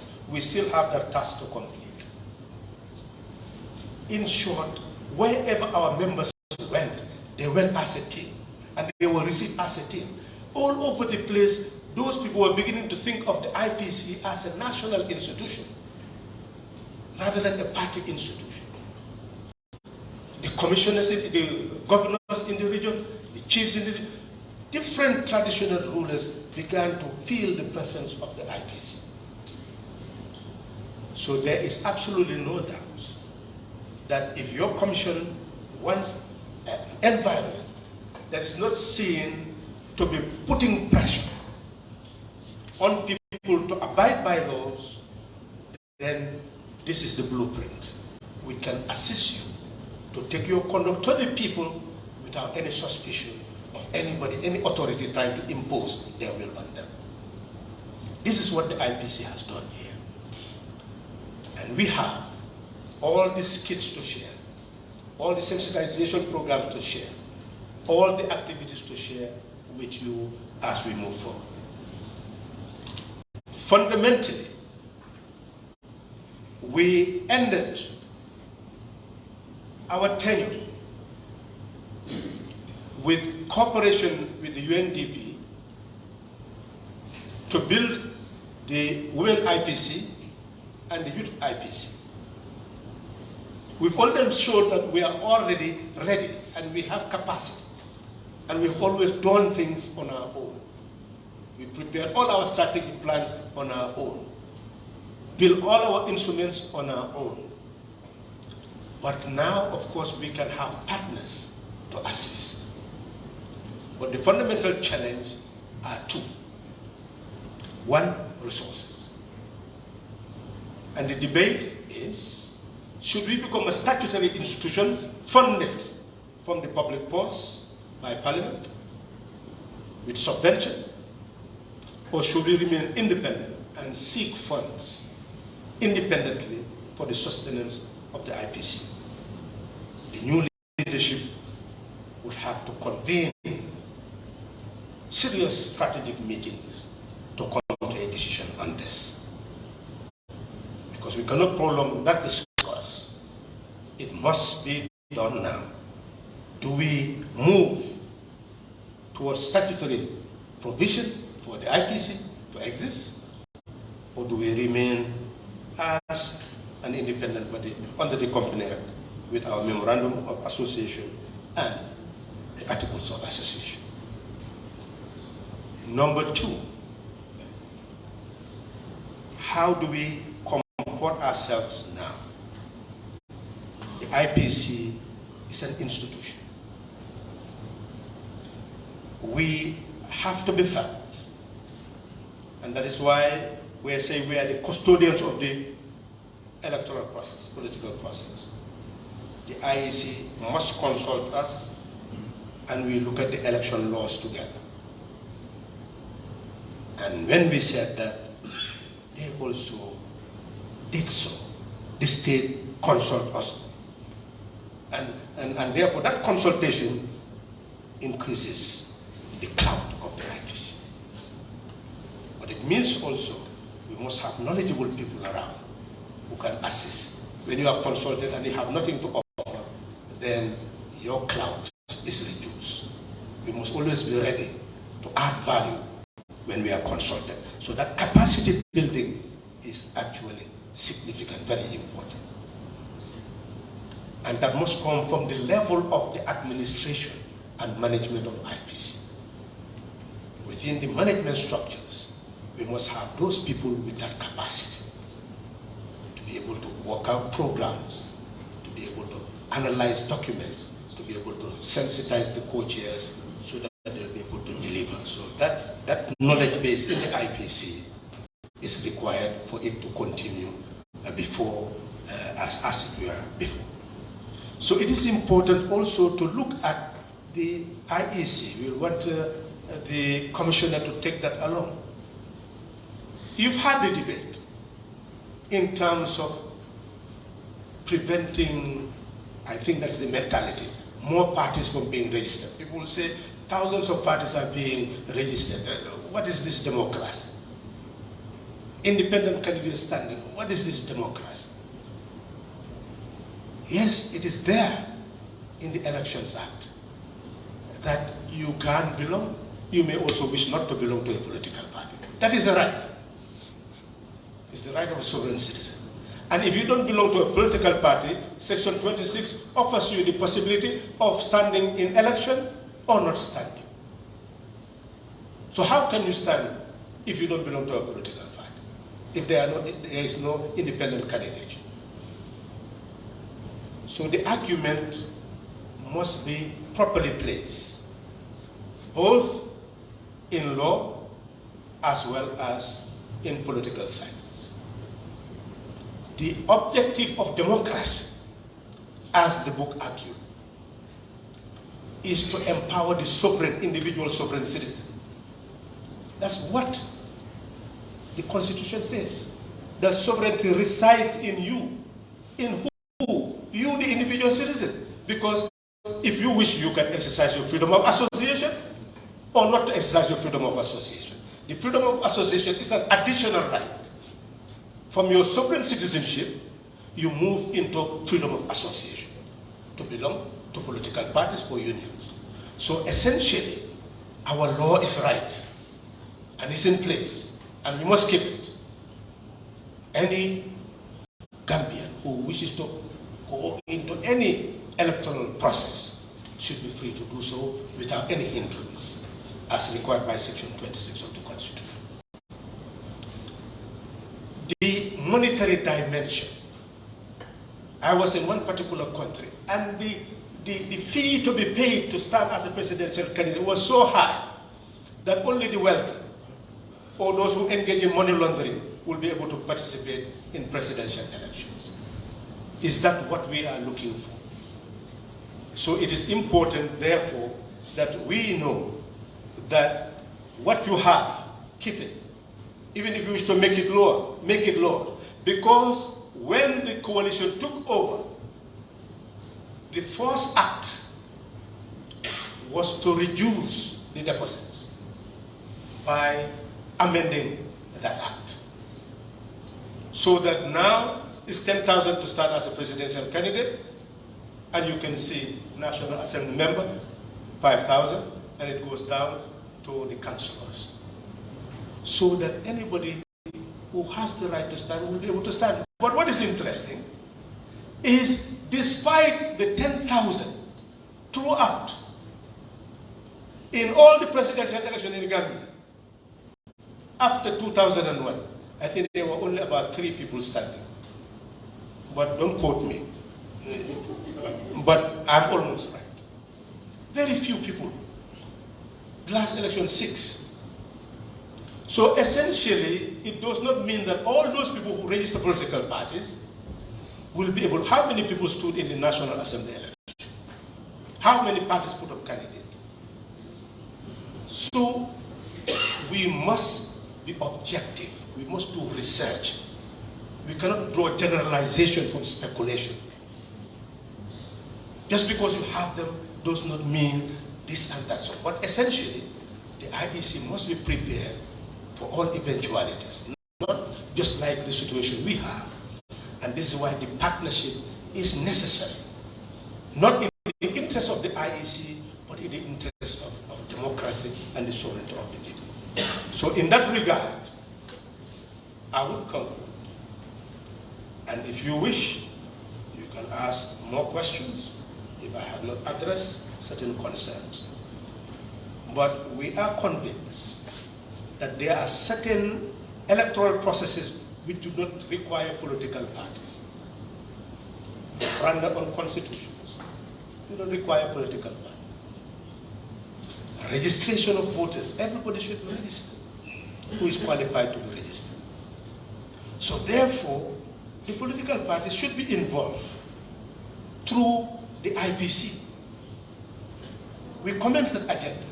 That when it comes to registration, rather than individual political parties going to stand there and interrupt the process in the name of your party, the IPC can be taken as an independent institution of the political parties that will send representatives in its color and name to monitor the registration process, to monitor any referendum on any referendum question. This is what we believe to be the way forward for the cooperation between the statutory institution and a body like the IPC, which is self-regulatory. Colleagues, I am not sure whether I have satisfied what was expected of me. If I fail to do so, accept my apology and know that the fault is not yours, it's mine. But I must say that my desire is what our brothers and sisters have actually embarked on. That we as a people, West Africa, the whole continent, can be an example to the world. that we cannot be taken seriously if we continue to kill each other for no reason at all. Power belongs to the people. That's what we say. And that's why each of us has a vote. Why should we allow somebody to come and say, I've suspended the Constitution, I've taken over power in the name of the Republic to salvage your country? Who on earth can ever salvage your country by your own self? No mind is God to be able to salvage countries. Since no one is God, that is why we are saying each of us is a sovereign citizen. And by our consent, we select our leaders. And by our consent, we remove them. And by our consent, we support programs that will bring about development. And we hope that our brothers and sisters will go back to Sierra Leone and know that they are not alone. We are in it together, but we need to inspire each other to be able to move forward. Thank you very much.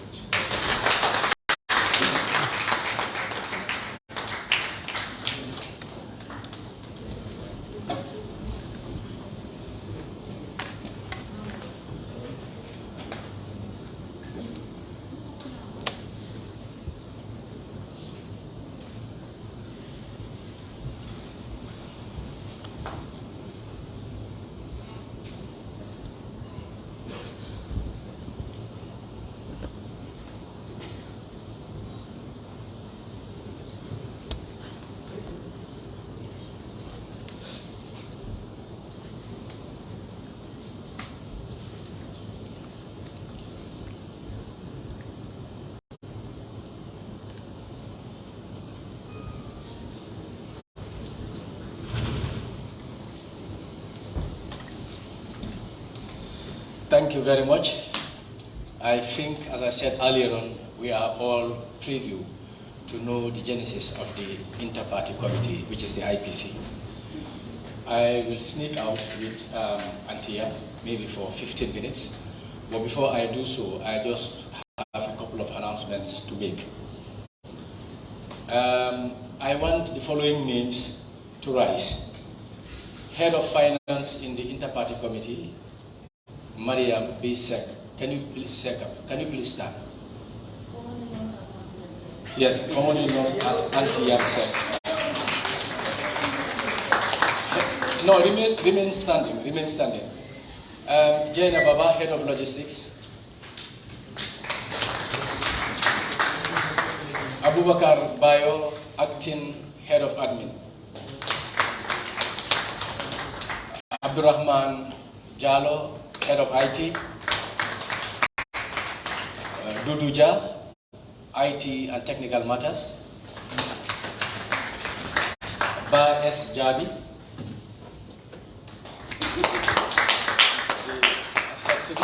and of course our recent co-chairs.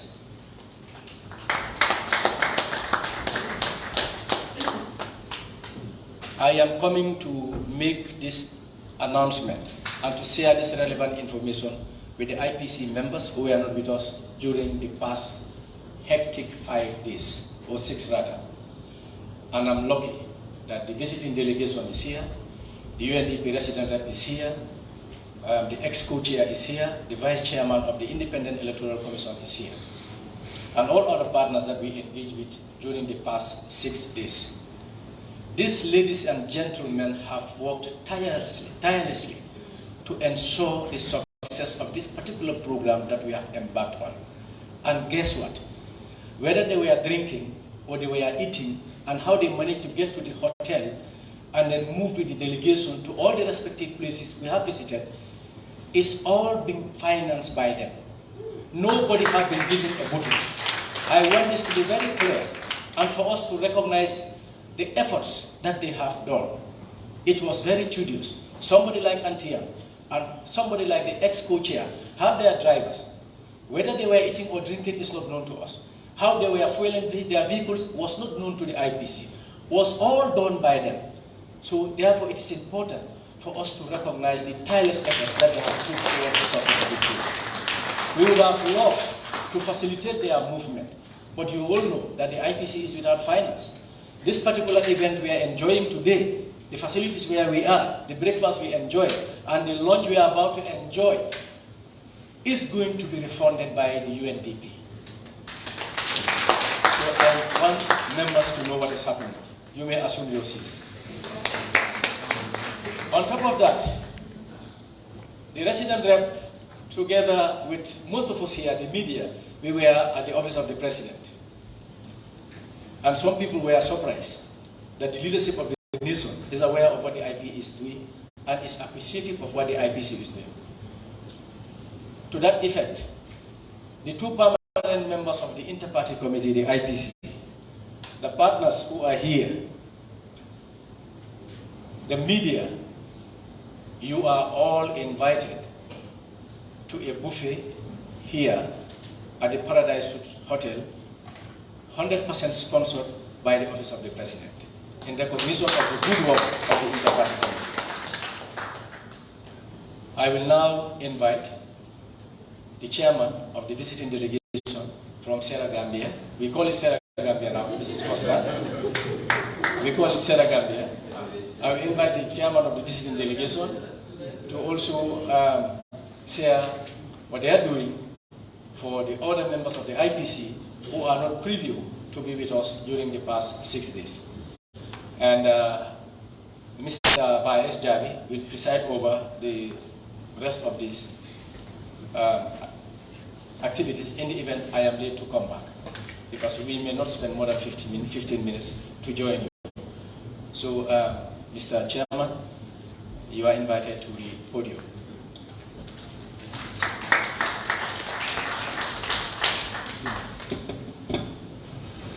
Thank you very much, Master of Ceremony, Honorable Salah, the two co-chairs of the IPC,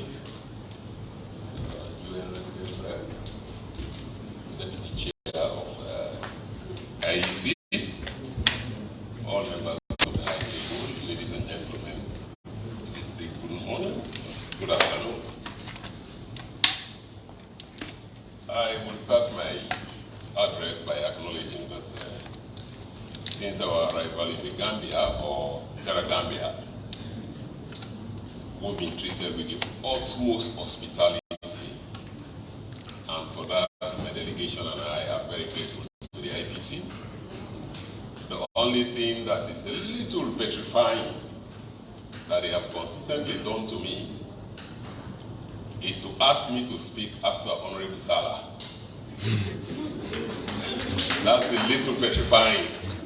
You know, the oratory, the knowledge, the astuteness, and the finesse, all of those, they make issues too large for me to fill in. But I'll do what I can do to justify the confidence reposed in me. I'll run you through what we do as a commission in Sierra Leone. Of course, we are a statutory body. We are established by sections 34 and 35 of our constitution, the 1991 constitution, and we are made operational by the Political Parties Act of 2022. It's a very recent one, repealing and replacing the Political Parties Act of 2002. In terms of composition, we are a 5-member commission. I am the chairman appointed by His Excellency the President, and the Chief Electoral Commission, National Returning Officer, and the chairman of our Electoral Commission. He has 3 titles. He's a co-member of my commission in an ex-officio capacity. And then we have professional bodies that will nominate representatives to the commission to represent their interests, the interests of their bodies. We have the Bar Association of Sierra Leone. They will nominate somebody for His Excellency to appoint. Then the Labour Congress will also nominate a person for His Excellency to appoint to the commission. And recently, by the new act, because before now we are 4-member commission, now we are 5 by the new act, we have a member and a representative of the Institute of Chartered Accountants in Sierra Leone. They come in to help with the political finance aspects of the commission. So in brief, that is the composition of the commission that is here to understudy our brothers. In terms of functions, what we do, what were we set up to do? Principally, we register political parties. When a movement is desirous of transforming itself into a political party, they come to us for registration. And if they meet all the criteria set out in the Act that regulate us, we will register them as a political party. And some of those requirements being that at least they should have regional offices in all of the 5 regions in the country, and they should also pay a registration fee. Now it's pegged at 36 million euros, a little under $2,000. And then also they should have membership of at least 50 founding members in all of the 16 electoral districts in the country. And when they meet all of those criteria, then as a commission, we register them as a political party, and then they'll begin to operate in that capacity. And we also do mediation, where there are intra or inter-party disputes between or amongst political parties. We come in as a commission to ensure that we mediate those differences with a view to resolving whatever the issues were. And before now, we did not have that power as of right.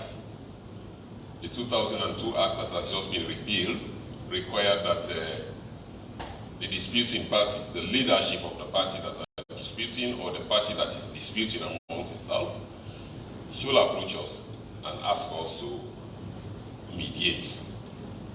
But we found that it was a little bit restrictive because as a regulatory body, an oversight body that is responsible to oversee the activities of political parties, we were seeing disputes happening within political parties, and we cannot go in as of right.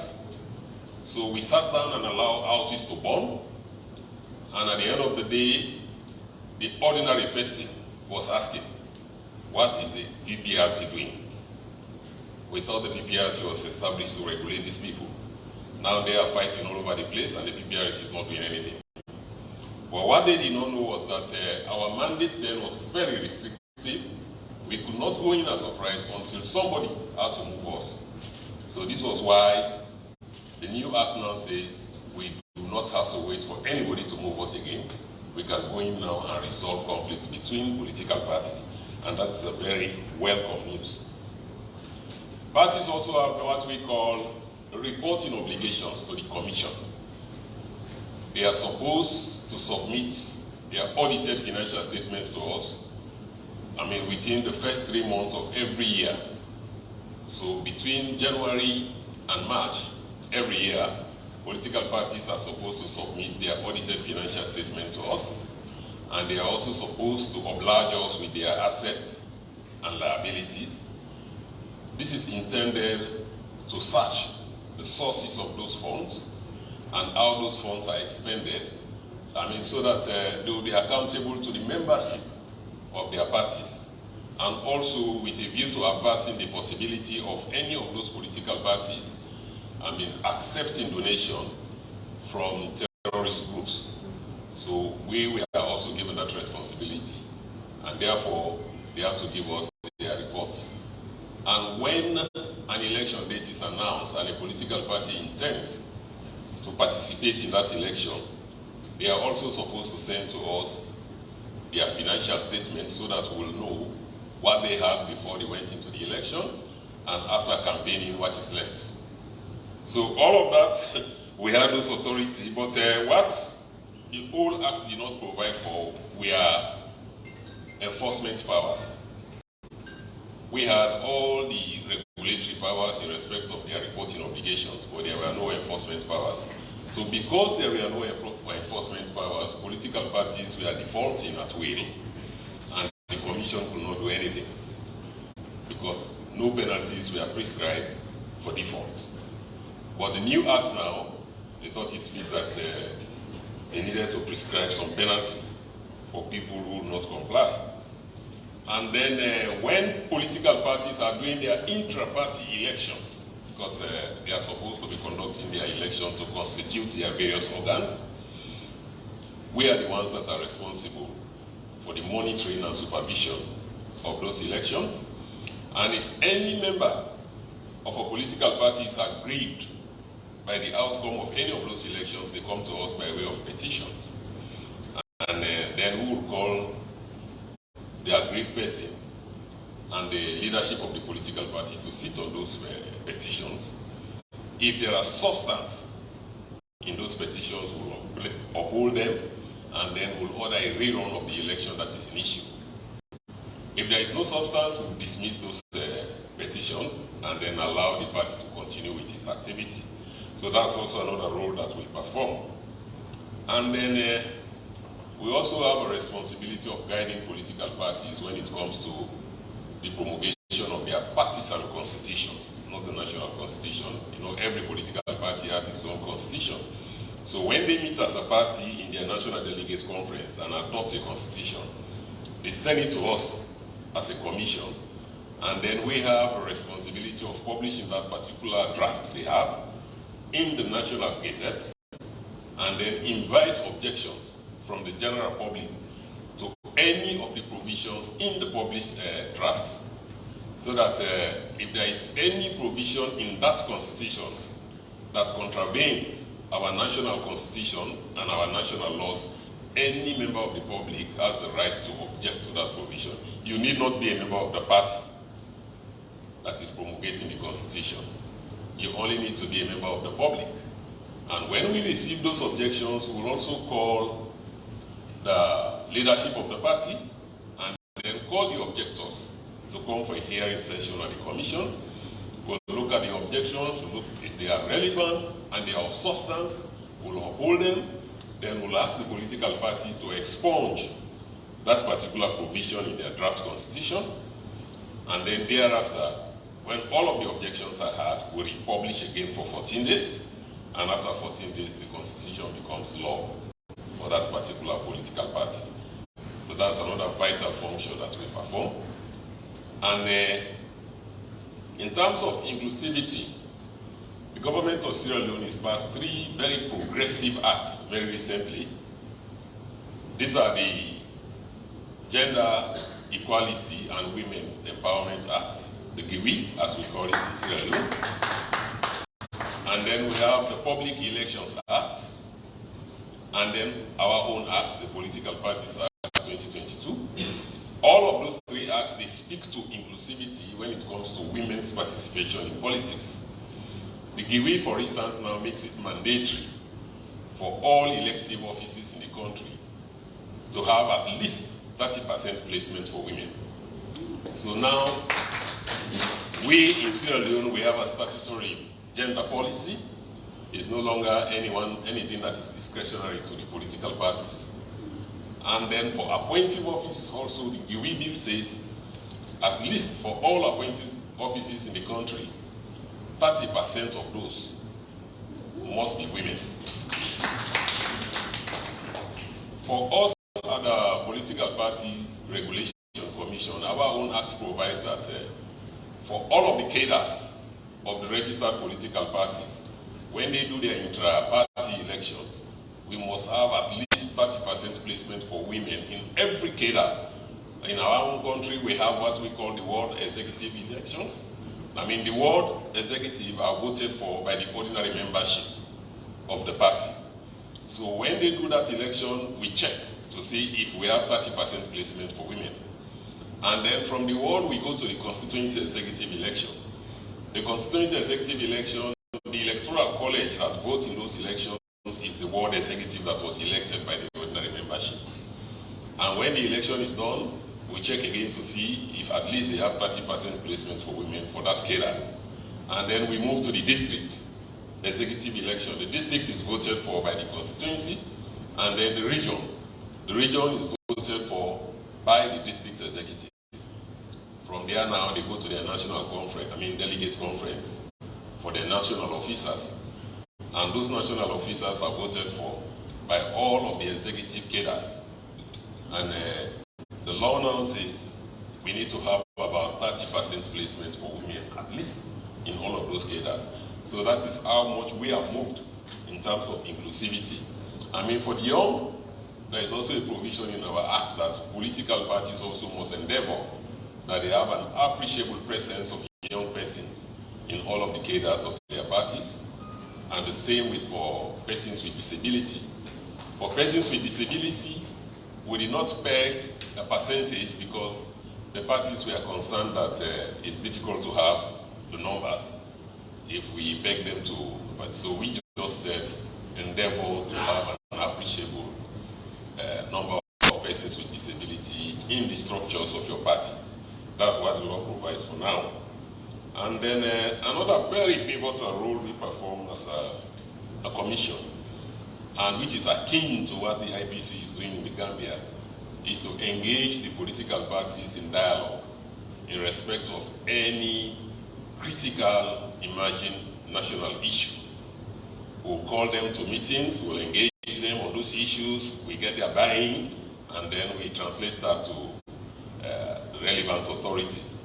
And we also have what we call the Political Parties Liaison Committee.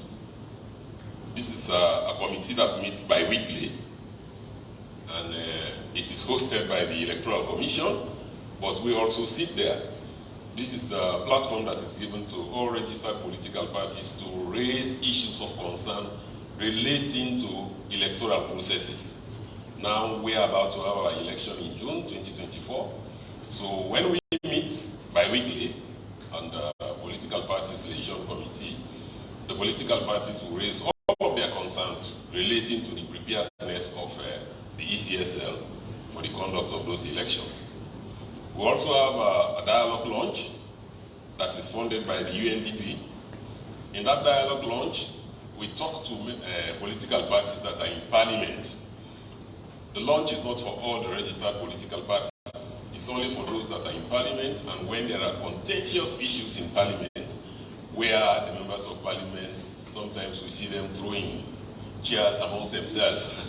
We call for that launch with them, we discuss what the issue is, and we'll try to get, in a very informal way, some consensus between them that they will take to Parliament to address the issue. And then also we have what we call the multi-party forum. And this one provides platform for all registered political parties, inclusive of those that are not in Parliament. They should also have a platform that they can express their views on critical national issues.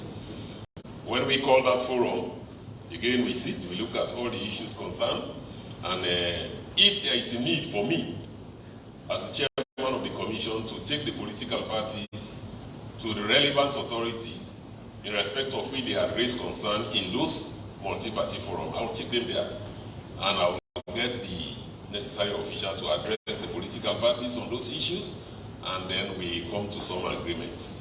So that is the level of dialogue we engage in with political parties, apart from the town hall meetings we call them too. When we wanted to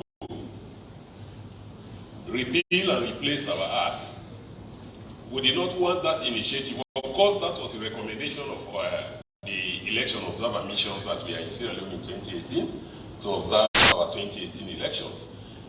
They noted this lacuna in our act, and they decided that, or rather they advised that we visit our legal framework so that the commission would become more effectual in terms of executing our mandates. So when we had that recommendation from the UOMs that visited us in 2018, we called a validation conference of 4 registered political parties, and we presented to them 42 recommendations for amendment of the 2002 Act. Of those 42 recommendations we presented to the registered political parties, they discussed them extensively. We had plenary sessions where they will go and they will address those issues. At the end of the day, they came back and accepted 37 of the 42 recommendations that were presented to them. And it was those 37 they accepted that we presented to the Office of the Attorney General and Minister of Justice as legislative instructions for the drafting of the bill that went to Parliament.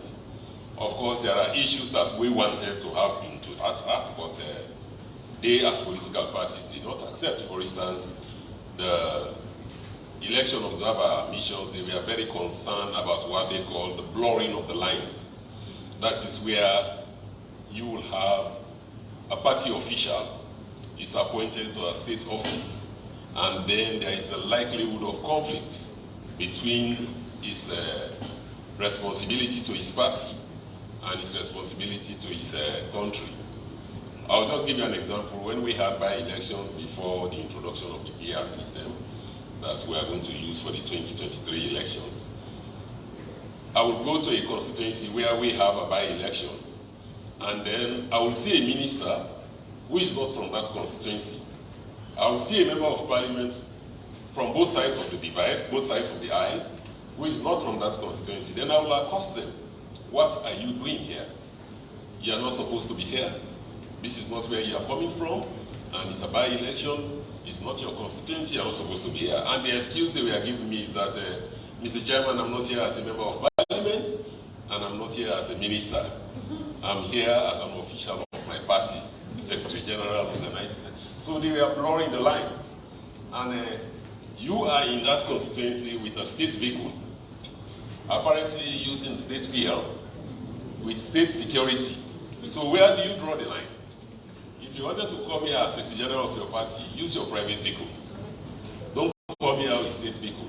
So when we introduce that, when somebody is holding a party office, and then you are privileged to attract the pleasure of His Excellency for an appointment, I mean, the noble thing to do is to resign from your party's office, and then you accept the national office. But at the validation conference, the two big parties that have ruled our country since independence in 1961, they kicked against that. So we could not have that as one of the 37 recommendations that they accepted. And then we also had the issue of subventing. I heard Honorable Salah speaking that one of the biggest challenges they have as an IPC is funding. And they were trying to see how much they can source from. We also had that in mind during the validation conference, and we put in the bill a provision that will have allowed the government to subvent political parties annually so as to build their capacities. So we deal with them, and we know sometimes the constraints they face, and more so when development partners, for obvious reasons, they are not very enthusiastic in funding political parties, because even when they do that, when the electionary period is on, they are often accused of supporting one party against the other. So they are also very careful not to directly fund political parties because they do not want to bring themselves into the mix. And so we put in the bill a provision that will have helped us to alleviate that problem. But unfortunately, Honorable Salah, when the bill went to Parliament, both sides of the aisle were against it. The opposition felt that, if we allow government to fund us, they are going to gag us. We will not be able to express our views freely. And then the ruling government thinks that they are empowering the opponents. So all of our persuasion to get them to accept that particular provision in the bill, proved futile, and therefore that particular provision did not survive the bill. It is not part of the act that we have. Yes. And therefore, political parties will continue to have a challenge in terms of capacity building. And I'll come to the issue of as to why we are here. Briefly, those are just some of the functions that we are supposed to perform as a commission. But on our visits to the Gambia, and as to why we are here, we had the privilege of interfacing with His Excellency, the Gambian High Commission to Sierra Leone. And in that meeting, he briefed us about the work the IPC is doing in terms of helping to diffuse electoral tensions, and how much they have done in terms of building peace and national cohesion before, during, and after elections. And we became very interested because we are a state institution and we have the challenges sometimes of most often undue suspicion from political parties. For instance, me being appointed by His Excellency the President, and His Excellency the President is leader of his own political party. So normally when we meet, I used to pull his legs a little, that we have a symbiotic relationship. As chairman of the commission, he's my boss because he appointed me. But as leader of his party, I'm his boss because I regulate him. You know, so because of that interrelationship, particularly so for the opposition parties, they are often very suspicious. And depending on which decision the commission takes, all of us commissioners are given party cards. They will go get fake party cards for us and they will publish that in the newspaper.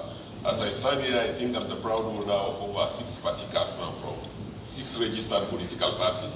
So we have that challenges, those challenges, and we think that we needed an outfit that is akin to the IPC, that is self-regulatory, and that will resolve their own differences, that is political parties, internally without any external intervention. So we have what we call the All Political Parties Association, APA, which is also an independent self-regulatory body and is an umbrella body of all political parties in Sierra Leone. We also have what we call APWA, All Political Parties Women Association, and then the APIA, All Political Parties Youth Association. The APA is an umbrella body, and it is the one that is supposed, or rather intended, to do what the IPC is doing in the Gambia. But unfortunately, we do not have the cohesion we are seeing in the IPC in the Gambia in our own APA. So when we had this lecture from His Excellency, the High Commissioner in Sierra Leone, we chose to come over, and we approached the UNDP as always very dependable partners. And interestingly, they seem to know more about the IPC than even His Excellency, the High Commissioner. So you will see that these people are coordinating. And then when we sold the idea to them that we wanted to come over to understudy the IPC, so that we'll see if we can take home the lessons learned and then encourage our own outfit we have there to emulate the good work the IPC has been doing in the Gambia. They bought the idea, and we are here at their sufferance. They have funded this trip, for which we are very grateful, to come and see what our brothers are doing. And the few days we've been here, I think all of what was said to us by the High Commissioner and UNDP when we contacted them, we've seen that firsthand. We are very much impressed with the networks that the IPC is built for themselves, the confidence, respect, and trust they have won from all public offices and development partners, and all of the doors that they have taken us to. With a single knock, the door is widely open.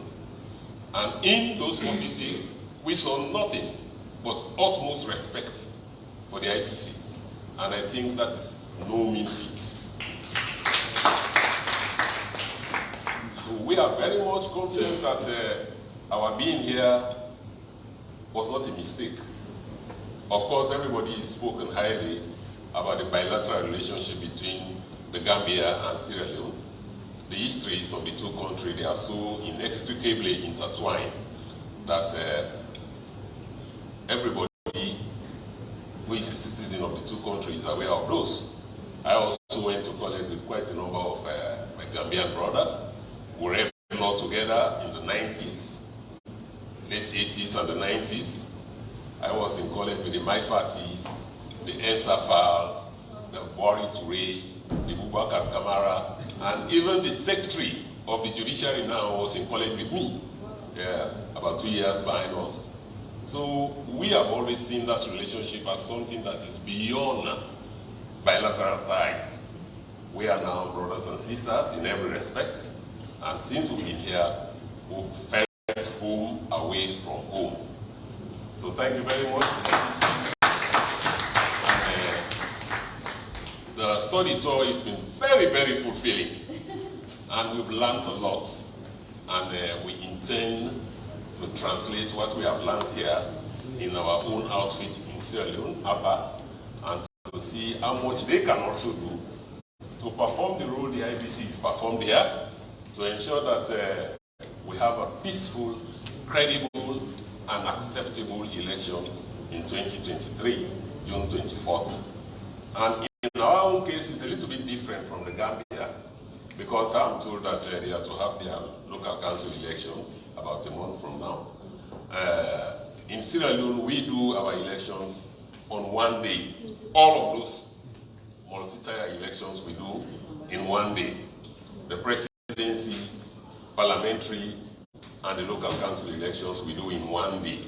So ours is so challenging, and we think there is no better time for us to come and understudy our brothers in terms of maintenance of the peace, national cohesion, and to instill confidence in all of those that will be participating in those elections. So that, because as the Honorable said, most times the ECSL and us are profiled, especially in times like this, when elections are looming. All of us are accused of one thing or the other, and we think if we have a self-regulatory body that will play the role the IPC has been playing in the Gambia, the more the merrier. It will help us greatly, and on behalf of the Commission, and by extension, His Excellency the President, retired Brigadier Dr. Julius Maada Bio, and the people of Sierra Leone, I want to extend my gratitude to the IPC and the government of the Republic of Gambia. Thank you very much. We'd like to.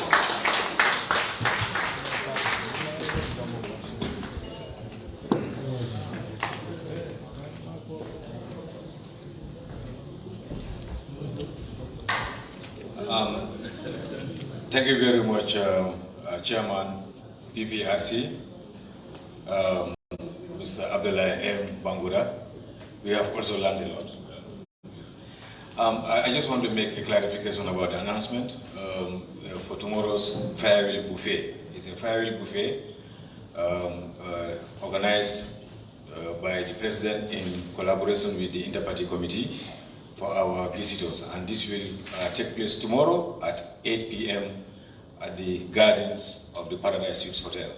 And all the IPC National, our partners, the media, everybody who is here is cordially invited to come and attend this buffet. Thank you very much. Now I have the honor.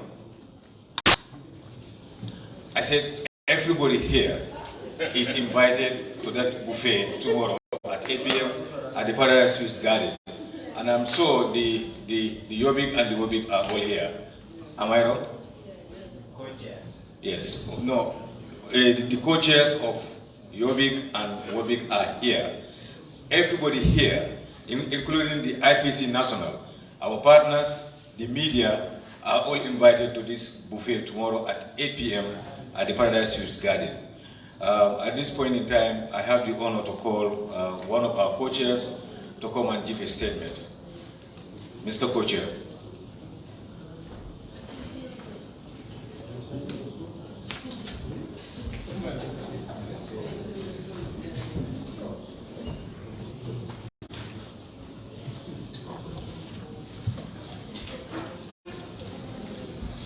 Thank you very much, 𝒂𝒊𝒏𝒈, the Secretary, and replacing Honorable Amanyasi for the moderation.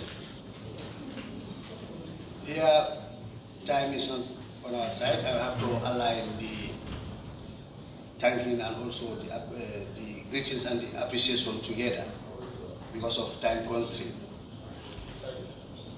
Good afternoon to the high table, starting with Honorable Halifa Babakar Sallah, one of the founding members of IPC and also an ex-co-chair of the IPC. He is also our archive, our resource person, who we can always tap knowledge and guidance from. Honorable Sada, we are proud of you. We pray for your long life.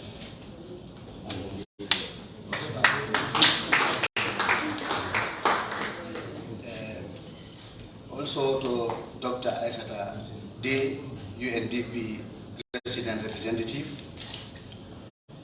in the Gambia, who is always doing utmost best in supporting and giving us the guidance to IPC, especially during the formation of the 𝒊𝒏𝒇𝒐𝒓𝒆 and the 𝒊𝒏𝒇𝒐𝒓𝒆. And the 𝒊𝒏𝒇𝒐, I think, is part of her agenda, the high agenda. 𝒊𝒏𝒇𝒐 is part of her high agenda, for your information. And also just to reiterate what Honorable 𝒂𝒂𝒊𝒏𝒈 said, this gathering today is fully sponsored by UNDP to Dr. Aissata, so we thank them very much. The chairman of the Electoral Regulatory Body or Commission of Sierra Leone, Mr. 𝒊𝒏𝒇𝒐𝒓𝒆 and his team for choosing the Gambia and IPC for your study tour. That is the trust and confidence you have in us for coming to the Gambia to understudy our processes, policies, and our programs in order to add to what you have. We know you have a lot. In order to add what you have, at least so that you can have free, fair elections. And I think with looking at the in-depth knowledge of Honorable Sada, which you cannot take along all, I know, because he has a lot of information and a lot of knowledge, a lot of experience when it comes to politics, when it comes to democratic dispensation, when it comes to peace building. That we recognize.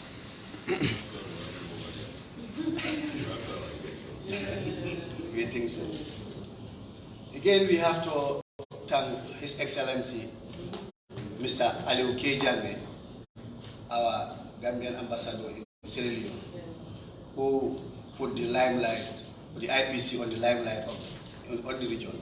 So we thank him very much for being there for the Gambia and at least promoting the agendas of Gambia and our expertise. We also have to thank the IEC, who is our partner and also our former landlord before we were able to get our own office. So they were our former landlord. They housed us during those trying moments until we were able to get our own office through the ECOWAS and UNDP. Dr. Tommy, we also thank you, the representative of NEP. One, as Mrs. Salama alluded, they are one of our most supportive partners during information of some of our policies and our programs, at least to be recognized within the You know us also are also supportive partners.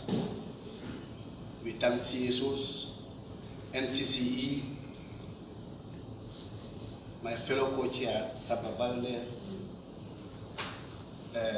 𝒂𝒂𝒍𝒍, the secretary, IPC members, the 𝒊𝒏𝒇𝒐𝒓𝒆, the 𝒊𝒏𝒃, the media. Also, we have to thank the Minister of Trade, who provided fleet of vehicles to be given to the delegates in moving up around the offices, positions, at least to make this study tour a success. We have to thank them very much for that. Even they provided the protocol to take leadership and to help. We thank them very much.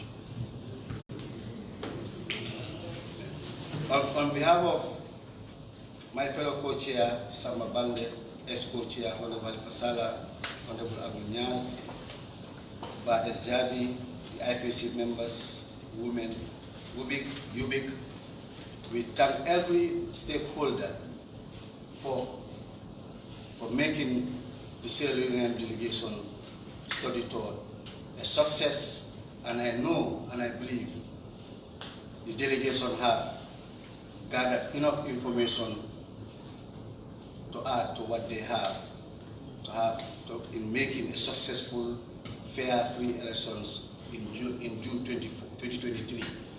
24 June 2023. Mr. Bangura. 2023. Okay. And here we think we can go to hotel, and I thank everybody for being here and also for making this a successful event. Thank you so much.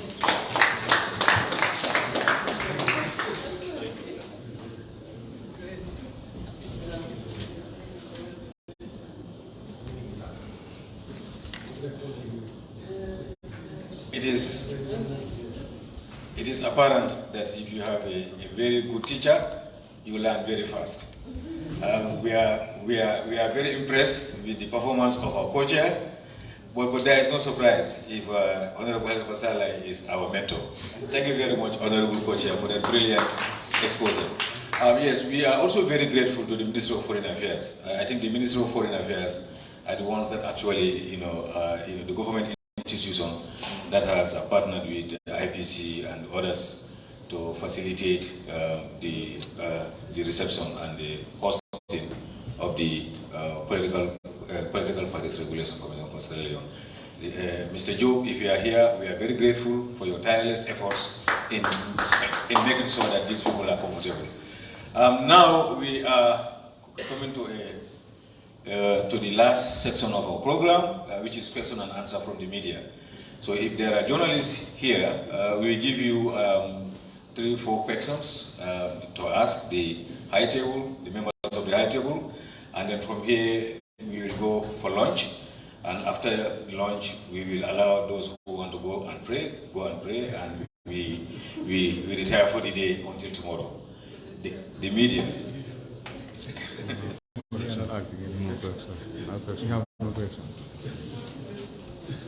Yes, I want to recognize the presence of 𝒉𝒏𝒇𝒐𝒓𝒎𝒂𝒕𝒊𝒏𝒈 from 𝒂𝒊𝒏𝒇𝒐𝒓𝒏.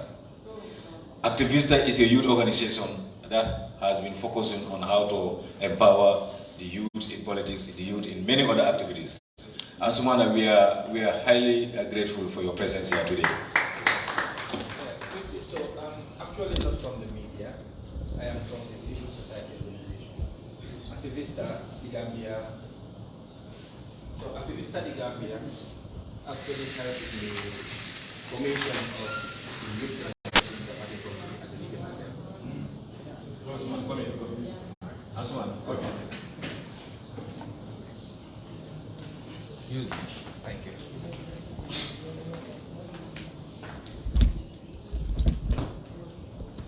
Good afternoon, everyone. My name is 𝒂𝒊𝒏𝒇𝒐𝒓𝒏. I'm the programs manager for 𝒂𝒊𝒏𝒇𝒐𝒓𝒏 Gambia. Actually, this session is supposed to be for the media to ask questions, and I'm not from the media, and I apologize for that. I hope you understand. So, quickly, I just want to ask questions to the delegation from Sierra Leone to understand how they have, whether they are working with the young people. In the Gambia, for example, we understand the establishment of the women branch of the Inter-Party Committee. We also understand that we have the unit which 𝒂𝒊𝒏𝒇𝒐𝒓𝒏 actually helped in the establishment, especially at the regional level.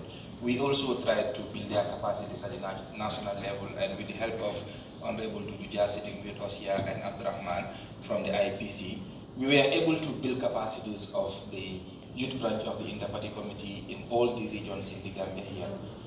I want to understand whether this is also the same approach that is undertaken by the partners from Sierra Leone to ensure that they are able to establish a women branch, because I've seen a delegation and I've not seen any woman. And okay, all right. Maybe they are not in the high table. Okay, thank you. So we've also had the woman from Rubik who had spoken extensively about women participation in politics. We want to understand whether you have a women branch that is established in Sierra Leone, but also we want to understand how much you are able to engage your young people at your level in Sierra Leone to ensure that while the elderly are running into old age, that the young ones are also into a form of an apprenticeship where they are able to learn and also tap from the wisdoms that the elderly are having. In the Gambia, we are also running what is called the Not Too Young to Run program. This is a program or a campaign that is trying to empower young people, have them and also into politics, not also as caregivers, like women will say they are always putting us in the kitchen. But again, whether you are also working with your young people to ensure that they are into politics, which is our business on our daily lives. Like we say, in politics, even nothing is something. Thank you very much.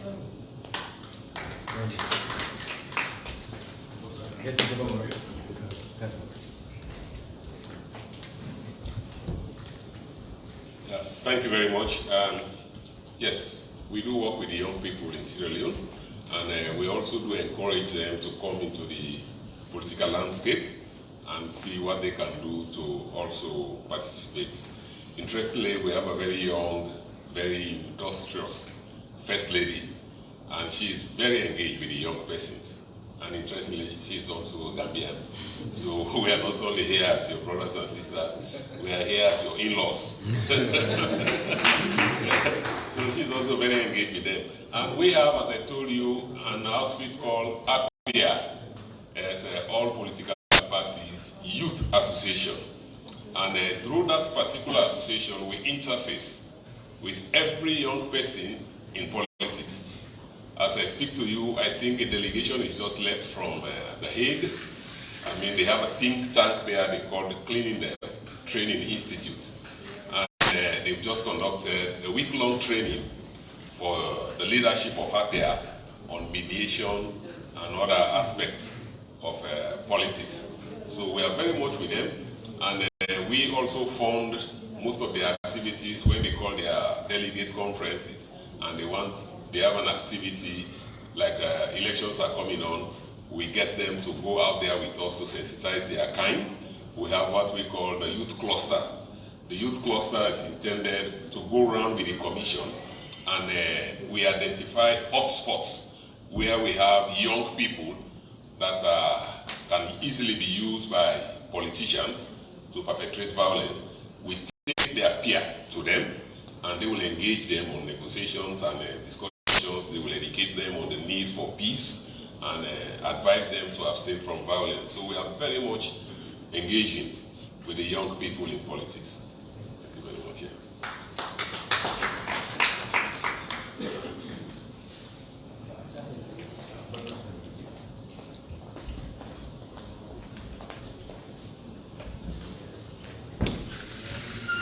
Thank you very much. Do we have any other concern, clarification? Yes, Mr. Jallo? Yes. Yes. Can you, after Mr. Jallo, I will request for the members of the Regulation Commission to come here so that everybody will see you and they will be introduced by the Honorable Chairman of the PPRC. Mr. Jallo, your question, please.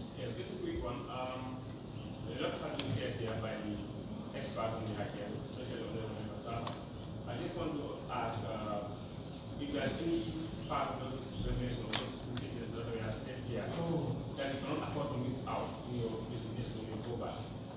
And if yes, what is that to say? Is the question for me? Yes.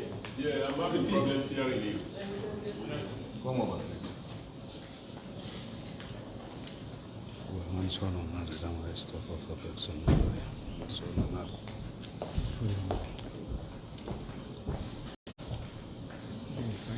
Thank you. I was asking, a lot have been said here by the experts on the high table, especially Honorable 𝒊𝒏𝒈. I want to know, among those messages that were said here, or those information that were shared here, what is the most captivating part of those messages that you cannot afford to miss out in your report when you go back, and how compatible with that message will be in your system politically in Sierra Leone? Thank you.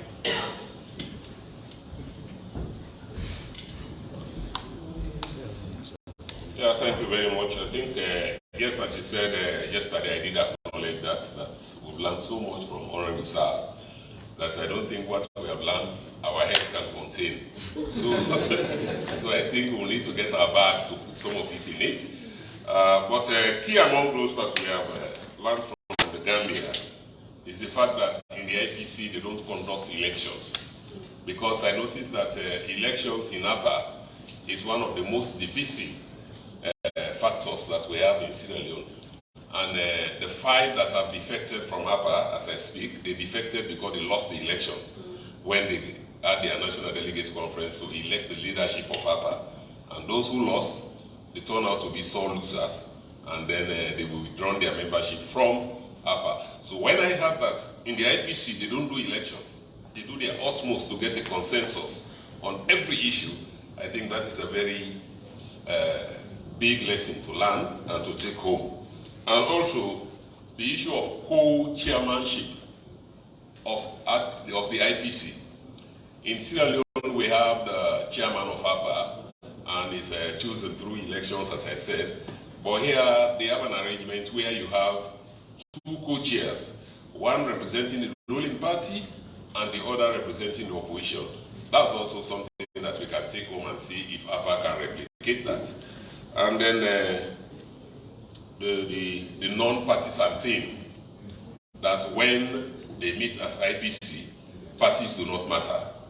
They all come from different ideological beliefs, but when they are meeting as IPC, they meet as Gambians, and they look at issues as Gambians, and they try to find Gambian solutions to those issues. So I think that is also key.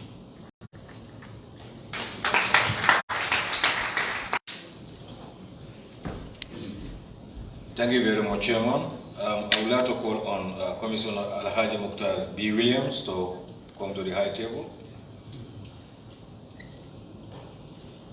Commissioner Christian Sawyer, please come forward. Mrs. Jenny J.H. Amadou, can we have the honor of your presence here, please? Mr. Lucian Momo, Director of Training, can we have your presence? And Mrs. Josephine Panda, can we also have the honor of your presence here? And the chairman will introduce you officially. Thank you. Thank you very much, Secretary. And I'm not going to commit the mistake that you have committed consistently by forgetting yourself. So I'll start with myself. I am 𝒊𝒏𝒇𝒐𝒓𝒎𝒂𝒕𝒊𝒏𝒈 and I'm the chairman of the Political Parties Regulation Commission, and I am heading, or rather the head of the delegation. And I have our own Honorable Salah in the commission when it comes to institutional memory. He's been with the commission since the commission became operational in 2005. He's always been there as a commissioner. And he is the youngest of all the commissioners in the commission. He is Alhaji Mukhtar Williams, and he is there representing the Labour Congress of Sierra Leone in the commission. Next to him is Mr. Christian Sawyer.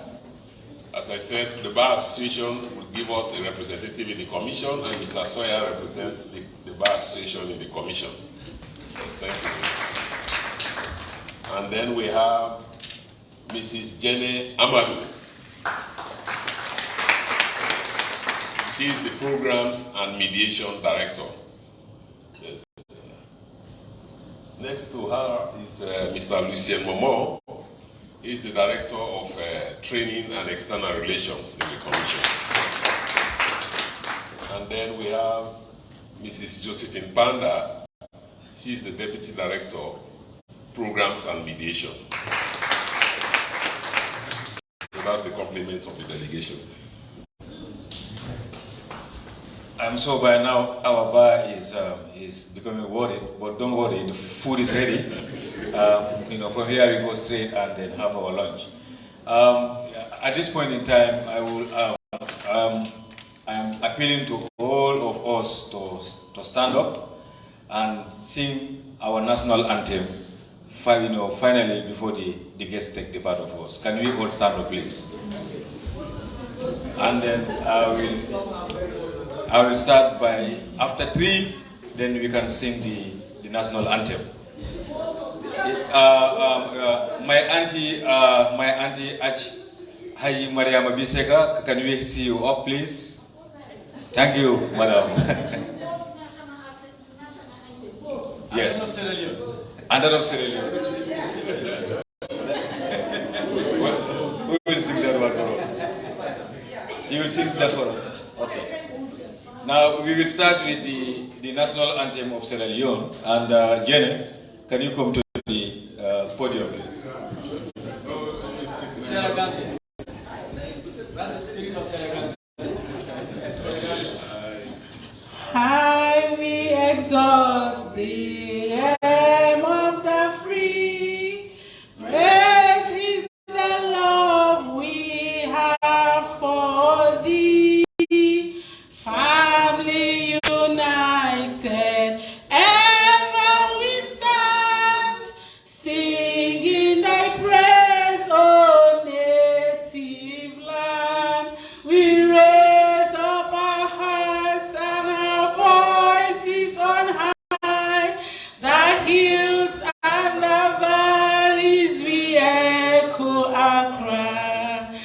So help me, you ever thy own land that we love, our Sierra Leone. Thank you very much, Janet. Now the national anthem of the Republic of the Gambia. After 3, 1, 2, 3. For the Gambia, our homeland, we stand and war and pray that all may live in unity, freedom and peace in shade. Let justice guide our actions towards